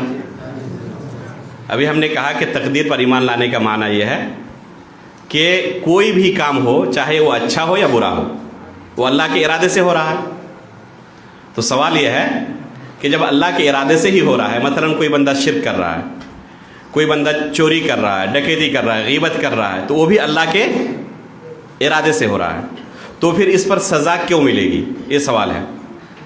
हकीकत में ये सवाल अक्सर व बेशतर लोगों के जहन के अंदर आता है, लेकिन हकीकत में ये सवाल अक्ल के एतबार से भी, अक्ली एतबार से भी और शरई एतबार से भी बातिल है। ये इस्तिदलाल करना और ये अल्लाह के ख़िलाफ़ हुज्जत कायम करना कि जब अल्लाह तेरे इरादे से ही मैंने ये गुनाह किया था तो फिर तू मुझे सज़ा क्यों देगा? कुफ़ार व मुशरिकीन ने यही कहा था अल्लाह के रसूल को कि जब हम अल्लाह रब्बुल आलमीन की मशीयत से ही शिर्क करते हैं तो फिर हमें सज़ा क्यों मिलेगी? अल्लाह रब्बुल आलमीन ने कुरान करीम के अंदर उनके इस कौल को नकल किया है, लौ शा अल्लाहु मा अशरकना वला आबाउना। अगर अल्लाह ताला चाहते तो ना हम शिर्क करते, ना हमारे बाप दादा शिर्क करते। अल्लाह ने चाहा तब हमने शिर्क किया। लौ शा अल्लाहु मा अशरकना वला आबाउना, ये कुफार मुशरिकीन कहते थे कि अल्लाह अगर चाहता तो ना हम शिर्क करते, ना हमारे बाप दादा शिर्क करते। तो अल्लाह के चाहने की वजह से हमने शिर्क किया है। जब चाहने की वजह से हमने शिर्क किया है, अल्लाह के इरादे से किया है, तो फिर उस पर सज़ा कैसी? सुनने में गर्चे ये बहुत अच्छा एतराज़ मालूम हो, लेकिन हकीकत में ये फासिद और शैतानी एतराज़ है। इसका हकीकत से कोई ताल्लुक़ नहीं है, बल्कि ये बातिल इस्तिदलाल और बातिल एतराज़ कोई भी दुनिया का शख्स अपने खुद के मामले के अंदर कबूल नहीं कर सकता। ابھی وہ اللہ رب العالمین کے سامنے کیا حجت پیش کر رہا کہ جب اللہ کے ارادے سے میں نے یہ گناہ کیا ہے تو مجھے اس پر سزا کیوں ملے گی، یہی نا؟ اب اگر کوئی شخص اس کے بیٹے کو قتل کر دے اور اس کے سامنے یہی عذر پیش کرے کہ اللہ کے ارادے سے میں نے یہ کیا ہے لہذا مجھے سزا کیوں ملے گی، وہ قبول کر لے گا کہ چلو اللہ کے ارادے سے تم نے کیا اس لیے تم کو معاف کر رہا ہوں؟ قبول کرے گا کوئی؟ تو جب خود اپنے بارے میں اس دلیل کو قبول نہیں کرتا تو یہی دلیل اللہ کے خلاف کیسے پیش کر سکتا ہے وہ؟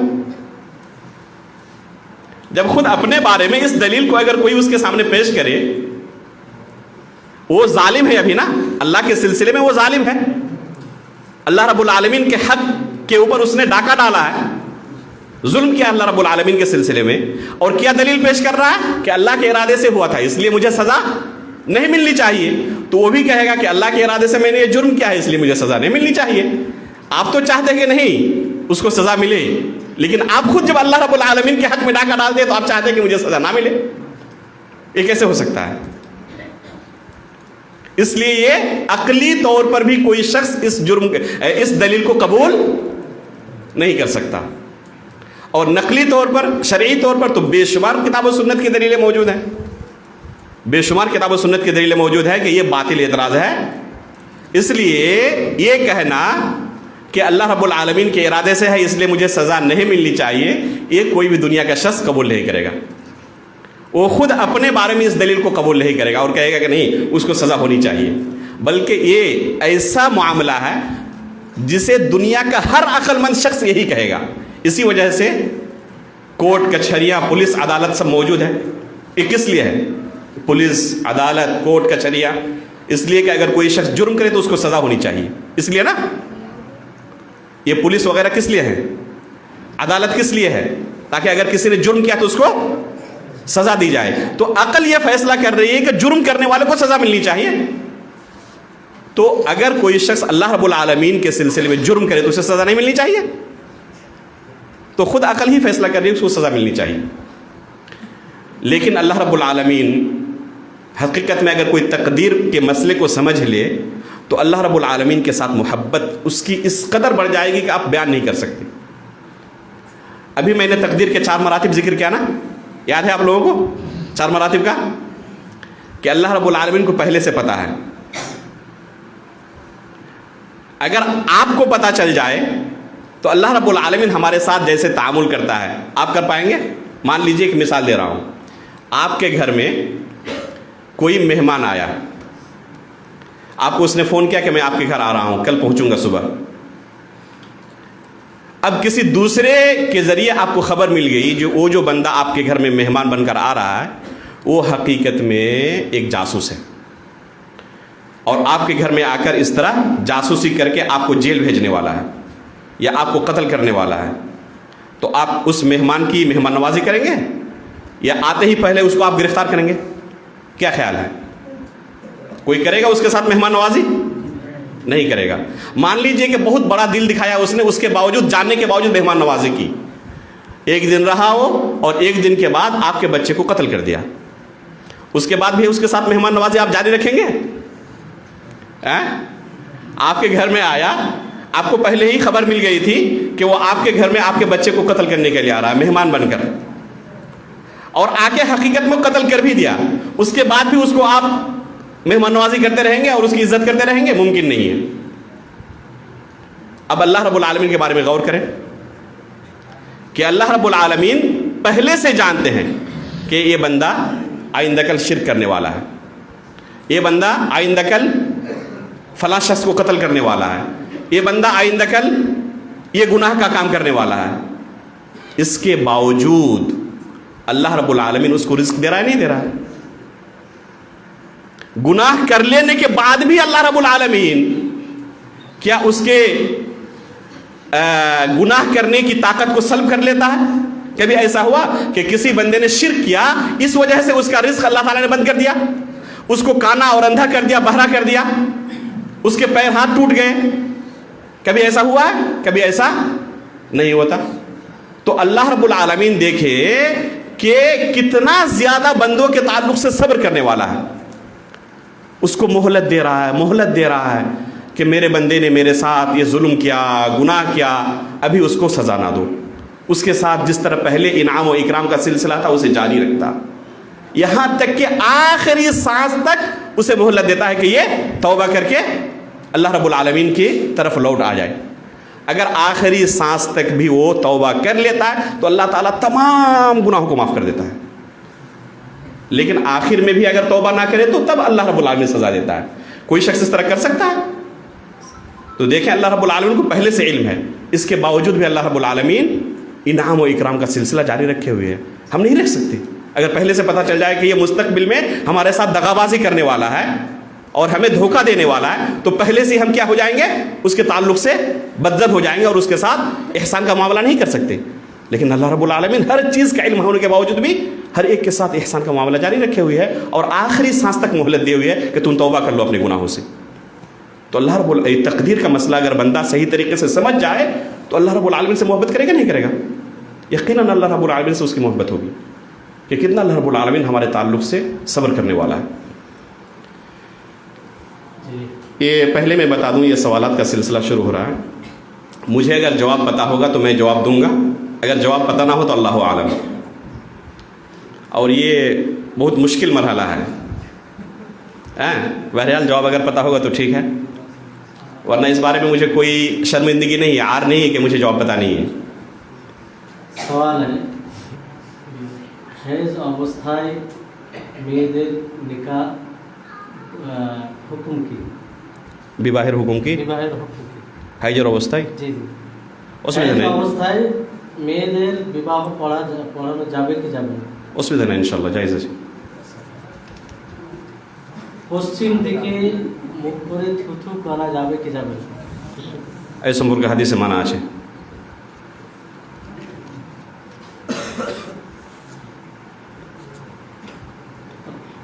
হিন্দুদের যেভাবে বিবাহ হয় সেটা কি জায়েজ? যদি না হয় জায়েজ তাহলে তারা মুসলিম হওয়ার পর তাদের সন্তান কি অবৈধ? আবার পড়েন. হিন্দুদের যেভাবে বিবাহ হয় জি। সেটা কি জায়েজ? যদি না হয় জায়েজ তাহলে তারা মুসলিম হওয়ার পর তাদের সন্তান কি অবৈধ? হিন্দুদের বিবাহ ছেড়ে দেন, কোনো যদি মুসলমান ভাই বিবাহ করে যেটা শারআন জায়েজ নয়, কোনো এই পদ্ধতিতে বিবাহ করলো যেটা শারআন জায়েজ নয়, নাজায়েজ তরিকাতে বিবাহ করে নিল, যেরকম হালালা, জানেন না হালালা? জায়েজ বিবাহ না নাজায়েজ বিবাহ? নাজায়েজ বিবাহ.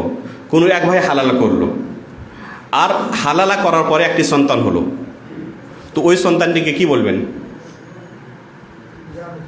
হ্যাঁ, ওই সন্তানের নিসবত হবে ওর বাপের দিকে না হবে না, যার সাথে বিবাহ হয়েছে এইভাবে হালালার? একে বলে নিকাহে শুভা. নিকাহে শুভা.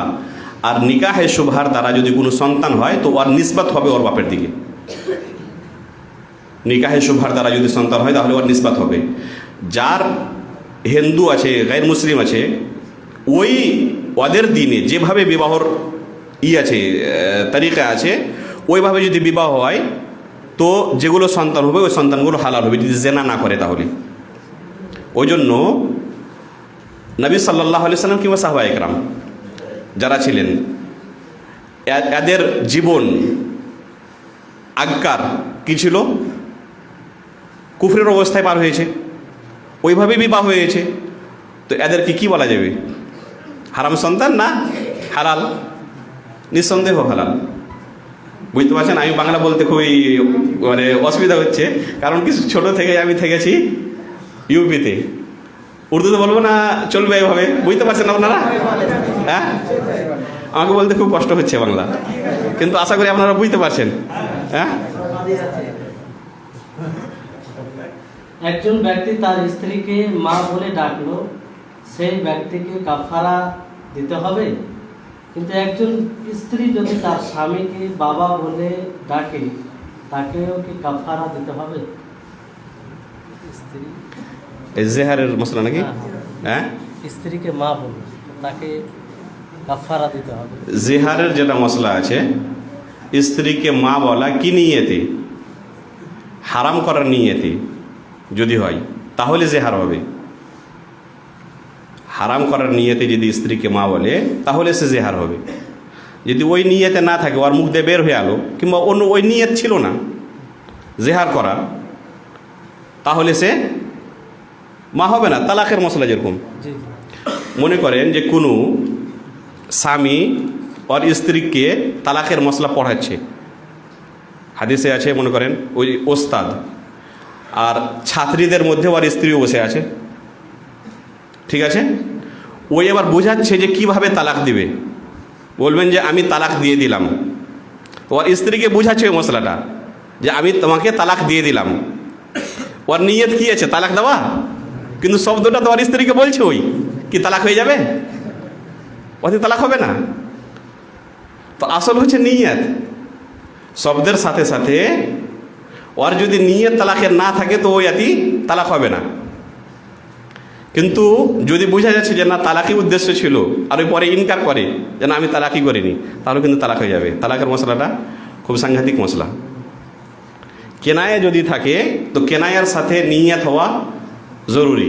আর যদি সরিহ লফজ থাকে, বলে যে আমি তোমাকে তালাক দিয়ে দিলাম, আর পরে বলে না আমার আসলে উদ্দেশ্য ছিল না তালাক দেওয়া, আমি শুধু ডরাতে চাইছিলাম, তাহলে কিন্তু তালাক হয়ে যাবে। কিন্তু বোঝা যাচ্ছে যে এটি তালাকের কোনো উদ্দেশ্যই ছিল না। যেরকম আমি বললাম যে ওই মশলাটা ওকে পড়াচ্ছে, শিখাচ্ছে যে এইভাবে তালাক দেয়। যে স্বামী স্ত্রীকে বলবে যে আমি তোমাকে তালাক দিয়ে দিলাম, তো এইভাবে তালাক হয়ে যাবে, ওকে এইভাবে বোঝাচ্ছে, তো কি এইভাবে তালাক ওর স্ত্রীর উপরে হবে না। কাফারার বিষয়টা, কাফারা কোরআনে এসেছে, ওর কাফারা কী আছে, ওর সূরাতুল মুজাদালাতে ওর বিস্তারিত কাফারা এসেছে। আর অনুরূপ আপনার যদি স্ত্রী স্বামীকে বাবা বলে তাহলে তার হুকুম কি হবে?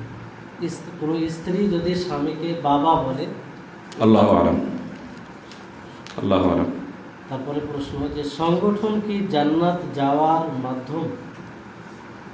কি প্রশ্ন? সংগঠন কি জান্নাত যাওয়ার মাধ্যম? না, মানে সংগঠন করা কি জান্নাত যাওয়ার মাধ্যম? মানে জান্নাত যাওয়ার মাধ্যম লা ইলাহা ইল্লাল্লাহ। জান্নাত যাওয়ার মাধ্যম হচ্ছে কি লা ইলাহা ইল্লাল্লাহ। সালেফে সালেহিনের যুগে কোনো সংগঠন ছিল? সাহাবায়ে কেরাম, তাবেঈন, তাবেঈনের যুগে কোনো সংগঠন ছিল না। সংগঠনের উদ্দেশ্য কি হয়েছে? যে ভালোভাবে জেনে দাওয়াতের কাজটা আপনি করতে পারেন, এই হচ্ছে উদ্দেশ্য। এর জান্নাত জাহান্নামের সাথে কোনো তাল্লুক নাই। আপনার জীবনে লা ইলাহা ইল্লাল্লাহ থাকতে হবে। যদি লা ইলাহা ইল্লাল্লাহর মানা আপনি বুঝছেন, আল্লাহর উপরে ঈমান আছে, আর শিরক নাই, আর ওই সমস্ত কাজ যেগুলোতে ইসলাম থেকে মানুষ বের হয়ে যায়, তাহলে এইগুলো কাজ যদি না করে তাহলে সে ইনশাআল্লাহ জান্নাত পাবে। মুসলমান হয়ে যদি সে মারা যায় তো জান্নাত পাবে ইনশাআল্লাহ। তারপরে প্রশ্ন হচ্ছে খাবার সময় যদি পানি ডান হাত বাম হাতে লাগায়, বাম হাত লাগায় পানি পান করতে গিয়ে, তাহলে এইভাবে এইভাবে এটা যাবে কি যাবে? যদি এই হাতে কিছু লেগে আছে, মানে তার আগে মশলাটা বলি, বাম হাত ব্যবহার করার হুকুম কি? হাদিসে এসছে যে শয়তান বাম হাত ব্যবহার করে, কোনো জিনিস নেওয়াতে, খাবার খাওয়াতে, পানি পান করাতে বাম হাত ব্যবহার করে। তো বাম হাত ব্যবহার করা শয়তানের কাজ। এর মানে এটা নয় যে বাম হাত ব্যবহার করতে পাবেন না। এই হাদিসটার মানে এটা নয় যে বাম হাত ব্যবহার করা যাবেই না। মনে করেন যে আপনি বাজার থেকে আলু কিনতে গেছেন, আর 10 কিলো 20 কিলো আপনি আলু কিনলেন, এক হাতে ধরলেন, আর একটা ব্যাগ আছে, কি করবেন? ওই বাঁ হাতে ধরবেন না? বাঁ হাতে ধরেছেন তো কি বলা যাবে যে আপনি শয়তানের কাজ করলেন? কেউ বলবে কি? আপনার এই হাত যদি ব্যস্ত আছে তাহলে এই হাতকে ব্যবহার করতে পারেন। এই হাত যদি ব্যস্ত আছে ডান হাত, তাহলে বাম হাতকে ব্যবহার করলে কোনো অসুবিধা নাই। আর খাবারের সময় আপনার যদি এই হাত ব্যস্ত হয়ে আছে আর সেই জন্য আপনি ডান হাতকে ব্যবহার করছেন মনে করেন, কিংবা এক হাতে আপনার সম্ভব হচ্ছে না, মনে করেন ভাত উঠাবেন আপনি, বড় বাটি আছে, আপনি এক হাতে উঠাতে পারছেন না, কিংবা এক হাতে উঠলে পড়ে যেতে পারে, আপনি দু হাতে উঠেছেন, কোনো অসুবিধা নাই, জায়েজ আছে। তো ওই ধরনের পানি পান করার সময় যদি এই দু হাতকে আপনি ব্যবহার করছেন, আসল তো উচিত ডাহিন হাতে কী করা, ব্যবহার করা, কিন্তু আপনার মনে করেন যে কয়েকজনের সাথে খাচ্ছেন আপনি, আর কয়েকজনের সাথে আর একটাই গিলাসও ব্যবহার করছে। তো এখানে আপনি যদি একে শুধু নোংরা না করার জন্য আপনার যেখানে ভাত লেগে আছে ওই জায়গাখানটা আপনি লাগাচ্ছেন না, অন্য জায়গা লাগাচ্ছেন, এইভাবে আপনি খেলেন, আর তার সাথে সাথে বাম হাতেরও আপনি সহযোগিতা নিচ্ছেন, তাহলে অসুবিধা নাই। শুধু বাম হাতে খেলে অসুবিধা আছে, কিন্তু ডান হাতে আপনি আসলে খেয়েছেন আর বাম হাতের কিছু সহযোগিতা নিচ্ছেন, তাহলে অসুবিধা নাই। বুঝতে পারলেন তো? তো বাম হাতকে ব্যবহার করা শয়তানের কাজ কখন? যখন আপনার কোনো মানে বিনা দরকারে আপনি ব্যবহার করবেন, কিন্তু দরকার যদি পড়ে তাহলে ব্যবহার করতে পারেন। ডান হাত আপনার ব্যস্ত হয়ে আছে, তো বাম হাতে ব্যবহার করতে পারেন, অসুবিধা নেই। আর প্রত্যেকটা মানুষ ব্যবহার করে। হ্যাঁ, খারাপ কাজগুলো বাম হাতেই করতে করার ইয়েছে। যেরকম খারাপ কাজ, আপনি হাম্মাম গেছেন, টয়লেট গেছেন, তো পরিষ্কার কোন হাতে করবেন? বাম হাতে। নাবালক সন্তান মারা গেলে তাদের হিসাব নেওয়া হয় না, তারা জান্নাতি, কিন্তু হিন্দুদের সন্তান যদি হয় সেও কি জান্নাতি? যদি নাবালক থাকে তো এই সম্পর্কে ওলামা ইকরাম বলেছেন যে ওই হাদিসটাকে কেন্দ্র করে কুল্লু মাউলিদিন ইউলাদু আলাল ফিতরা, যে ওরা জান্নাতে খিদমত করবে, জান্নাতীদের খাদেম হবে যদি সাবালক হওয়ার আগে মারা যায়, বালেগ হওয়ার আগে মারা যায়।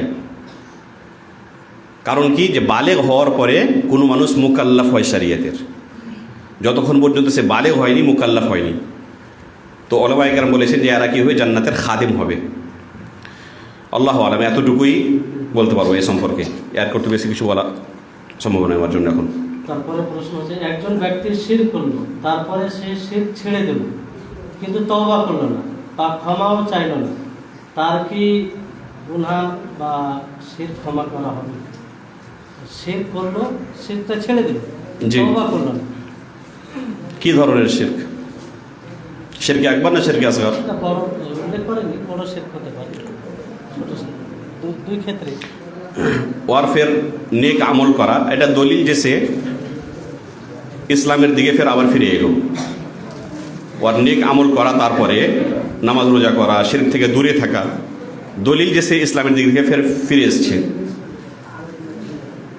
ইনশাআল্লাহ ওকে উচিত এটাই যে তওবা করবে, উচিত এটাই যে তওবা করবে সে, কিন্তু ওর আমল করা এটাই দলিল যে ও সে তওবা করেছে और ইসলামের ফের দিকে আবার ফিরে চলে এসেছে।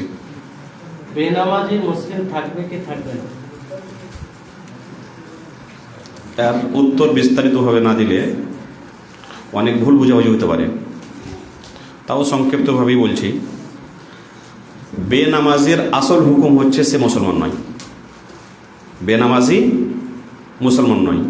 আব্দুল্লাহ বিন শাকিক রাহিমাহুল্লাহ কেবারে তাবেঈনের মধ্যে, উনি সাহাবায়ে কেরামের ইজমা নকল করেছেন যে নামাজ যে না পড়বে সে কাফের হয়ে যাবে। উনি বলছেন যে সাহাবায়ে কেরামকে আমি নামাজ ছাড়া কোনো অন্য আমল পাইনি যে আমলকে ত্যাগ করার কারণে কোনো লোককে তারা কাফের মনে করতেন। নামাজ ছাড়া কোনো অন্য আমল পাইনি। নামাজ যদি ত্যাগ করতো কোনো লোক, তাহলে তাকে কাফের মনে করতেন সাহাবায়ে কেরাম। তো এটা সাহাবায়ে কেরামের ইজমা ছিল। কিন্তু প্রথম কথা যে এটা হুকমে আম, কোনো নির্দিষ্ট ব্যক্তিকে নামাজ ছাড়ার কারণে কাফের বলা আর কাফেরের মতো ওর সাথে ব্যবহার করা, এর কিন্তু শরীয়ত আমাকে পাওয়ার দেয়নি, বুঝছেন? তৃতীয় নম্বর হচ্ছে যে বেনামাজি কে, বেনামাজি কে? কোনো লোক কোনো সময় নামাজ পড়ছে, কোনো সময় ছাড়ছে, এই কি বেনামাজি? মনে করেন যে একটি লোক 5 ওয়াক্তের নামাজের মধ্যে 4 ওয়াক্ত পড়লে 1 ওয়াক্ত ছেড়ে দিল, 2 ওয়াক্ত পড়লে 3 ওয়াক্ত ছেড়ে দিল, একদিন পড়লো অন্যদিন ছেড়ে দিল, কোনো সময় ছেড়ে দিচ্ছে ফের আবার কোনো সময় নামাজি হয়ে যাচ্ছে। তো এইভাবে নামাজও পড়ছে, ছাড়তেও থাকছে। 5 ওয়াক্তের নামাজ সারা জীবন পড়েনি, কিন্তু একটা লোকের বয়স হয়ে গেছে 60 বছর, ওই নিজের জীবনের হিসাব নিচ্ছে, দেখা যাচ্ছে যে নিজের জীবনের মধ্যে কতদিন চলে গেছে যার মধ্যে ওই নামাজ পড়েনি, কিন্তু আলহামদুলিল্লাহ এখন নামাজ পড়ছে। কি ওই কাফের না মুসলমান? বেনামাজি কে? আল্লামা ইবনে উসাইমিন রাহিমাহুল্লাহ ওই হাদিসটির ব্যাখ্যা করতে গিয়ে বলছেন যে যার জীবনে নামাজ নাই ওই হচ্ছে বেনামাজি। যার জীবনে নামাজ নাই, কোনোদিন সে নামাজই পড়েনি, ওই হচ্ছে বেনামাজি। কিন্তু যার জীবনে নামাজ আছে ওই বেনামাজি নয়। শেখ ইবনে উসাইমিন রাহিমাহুল্লাহ বেনামাজিকে কাফের বলতেন। অনেক নিজের দার্সে উনি এটা তাম্বি করেছেন যে কোনো লোক যদি মধ্যে মাঝে নামাজ পড়েছে আর নামাজও ছেড়েছে, তো এই কারণে তাকে কাফের বলা যাবে না, একে বেনামাজি বলে না। বেনামাজি কাকে বলে? যার জীবনে নামাজ নাই, তো সে হচ্ছে বেনামাজি আর বেনামাজি কাফের। কিন্তু আমি বললাম যে এটা হচ্ছে হুকমে আম, এর কারণে কোনো নির্দিষ্ট ব্যক্তিকে আপনি কাফের বলবেন আর কাফেরের মতো ওর সাথে ব্যবহার করবেন। যে মনে করেন ওর স্ত্রীর সাথে তালাক হয়ে গেল, মারার পরে ওর জমি জায়গা ছেলেদের মধ্যে বন্টন হবে না, তো এই হচ্ছে কাফেরদের সাথে যেভাবে ব্যবহার করা ওই ধরনের ব্যবহার করা। ও যদি কোনো জবে করে, কি বলছে, মুরগি জবে করে মনে করেন একটা, তো ওটা খাওয়া হারাম নয়, এ হালাল নয়, এইভাবে যদি আপনি করছেন যে ওর জাবিহা হালাল নয়, হারাম, যেভাবে একটা কাফেরের জাবিহা হারাম, তো এটা হচ্ছে ওর সাথে কাফেরের মতো ব্যবহার করা। এটা কিন্তু আল্লাহ তাআলা আমাদেরকে পাওয়ার দেননি, এটা ভুল। যদি এইভাবে কোনো লোকের সাথে নির্দিষ্টভাবে কাফের বলা, কোনো লোককে নির্দিষ্টভাবে আর ওর সাথে কাফেরের মতো ব্যবহার করা, এর কিন্তু আল্লাহ তাআলা আমাদেরকে পাওয়ার দেননি। আমাদেরকে মুসলিম বলতে হবে, আহলে কোরআন যারা তারা দাবি করছে যে আমাদের সকলকে মুসলিম বলতে হবে, আহলে হাদিস বলা যাবে না। এটি একটি ফিরকা নাকি? মানে নিঃসন্দেহ একটি ফিরকা। একে কি উত্তর দিবেন? যে ঠিক আছে তাহলে আজ থেকে তোমাকে মুসলিম বলেই ডাকবো। ওর নাম কেন রেখেছি? কিছু ওর কিছু নাম আছে না নাই? ওর বাবার কিছু নাম আছে না নাই? ওর মায়ের কিছু নাম আছে না নাই? সবকে মুসলিম বলে ডাকবো। এই মুসলিম এসো, তোমাকে মুসলিম ডাকছে, কি চলবে আর চলবে না? আল্লাহ তো মুসলিম নাম রেখেছো, তো কিসে তুমি নিজের নাম রেখেছো? এটা মোহাম্মদ, জৈদ, খালিদ, বাকার, আবদুল্লাহ, ফারুক, এই ধরনের নাম কেন রেখেছো? আল্লাহ তো তোমার নাম মুসলিম রেখেছে। তারপরে দেখবেন 2-4 দিন পরই বলবে যে না আমার নাম দেখে রাখো। অনেকে বলে আকীদা ও তাওহীদ কথাটি কোরআনে নেই, তাই এগুলো বলা যাবে না, এর উত্তর কি হবে? আসলে প্রথম কথা যে কোরআনের সম্পর্কে, প্রথম কথা কোরআন শুধু আমাদের দলিল নয়, দলিল হচ্ছে কোরআন আর হাদিস। যেভাবে কোরআন দলিল ওইভাবেই হাদিস দলিল। কোরআন আর হাদিসের মধ্যে করা, পার্থক্য করা, এটা কিন্তু মুনাফিকদের আলামত। আর এটা কথা ভুল যে কোরআনে এর কোনো দলিল নাই, অসংখ্য দলিল আছে। ওই কোরআন বুঝতে পারিনি, সেই জন্য প্রত্যেকটা আয়াতে কোরআনের, প্রত্যেকটা পাতাতে কোরআনের, প্রত্যেকটা সূরাতে কোরআনের তাওহীদের দলিল আছে। পুরো কোরআন তো তাওহীদ। কোনো মহিলা ওকে জিজ্ঞাসা করেন যে তাওহীদ মানে তুমি কি বুঝলে? তাওহীদ মানে তুমি কিছু বুঝছো না বুঝো না? ওকে জিজ্ঞাসা করেন যে ওই বলছে যে কোরআনে তাওহীদের কোনো দলিল নাই, তো আকে জিজ্ঞাসা করেন যে তাওহীদ থেকে তুমি কিছু বুঝছো না বুঝো না? তোমার ব্রেনে কিছু ইয়ার সম্পর্কে তাসাউর আছে না নেই? তো বলবে যে হ্যাঁ তাওহীদ মানে এটা, তো এই জিনিসটা নাই কোরআনে, যেটাকে তুমি তাওহীদ বলছো এই জিনিসটা কোরআনে নাই, প্রত্যেক আয়াতে আছে। কোনো মহিলা যদি শ্বশুর বাড়ি থেকে বাপের বাড়ি আসে, তাহলে তার জন্য কি কসর করা জায়েজ হবে? কিংবা কেউ ফ্ল্যাটে থাকছে, তো সেখানে কি কসর করবে? কোথায় থাকছে? ফ্ল্যাটে। ফেলাক ভিলা যাকে কহে, ফ্ল্যাটে মানে ফ্ল্যাট। আচ্ছা আচ্ছা আচ্ছা আচ্ছা, বাড়ি এসেছে। জি জি জি। এই সম্পর্কে আমি যেগুলো এখন পর্যন্ত পড়েছি ফতোয়া, যে বাপের বাড়ি আর শ্বশুর বাড়ি দুই জায়গাতে সে নামাজ পূর্ণভাবে পড়বে, বাপের বাড়িতেও আর শ্বশুর বাড়িতেও। কিন্তু এই সম্পর্কে আরও পড়তে হবে, এই সম্পর্কে শেষ কথা বলতে পারছি না। এই সম্পর্কে অনেক ইখতিলাফ, সফর কত দূর পর্যন্ত সফর করা হবে, মানে সফরের হুকুমের উপরে চলবে নাফিজ করা, এই সম্পর্কে অনেক ইখতিলাফ আছে। কেউ বলছেন 25 কিলোমিটার, কেউ 80 কিলোমিটার বলছেন। যাকে ওরফে আমে সফর বলে।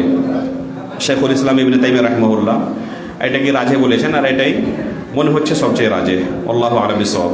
শেষ প্রশ্ন, কবরে যে 3টি প্রশ্ন করা হবে এটা এই কোরআন হাদিসে রয়েছে? কোনো ভাই প্রশ্ন করেছে। জি, অসংখ্য হাদিসে রয়েছে, অসংখ্য হাদিসে রয়েছে এ সম্পর্কে।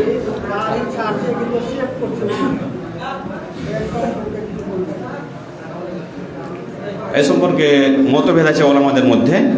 যেটা রাজেহ মনে করছি যে সেভ করতে পারবে না, ছেড়ে দিতে হবে, কিন্তু মতভেদ আছে এই সম্পর্কে। জি, কিছু মতভেদ আছে ওলামাদের মধ্যে। জি জি, এতে মত পার্থক্য আছে কিছু। রাজেহ এটাই মনে হচ্ছে যে কিছু করতে পারবে না, ছেড়ে দিতে হবে আগে। কবরে যে 3টা প্রশ্ন করা হবে, জি, তাকে কি উঠে বসানো হবে না কিভাবে প্রশ্ন করা হবে? ثم يأتيه ملكان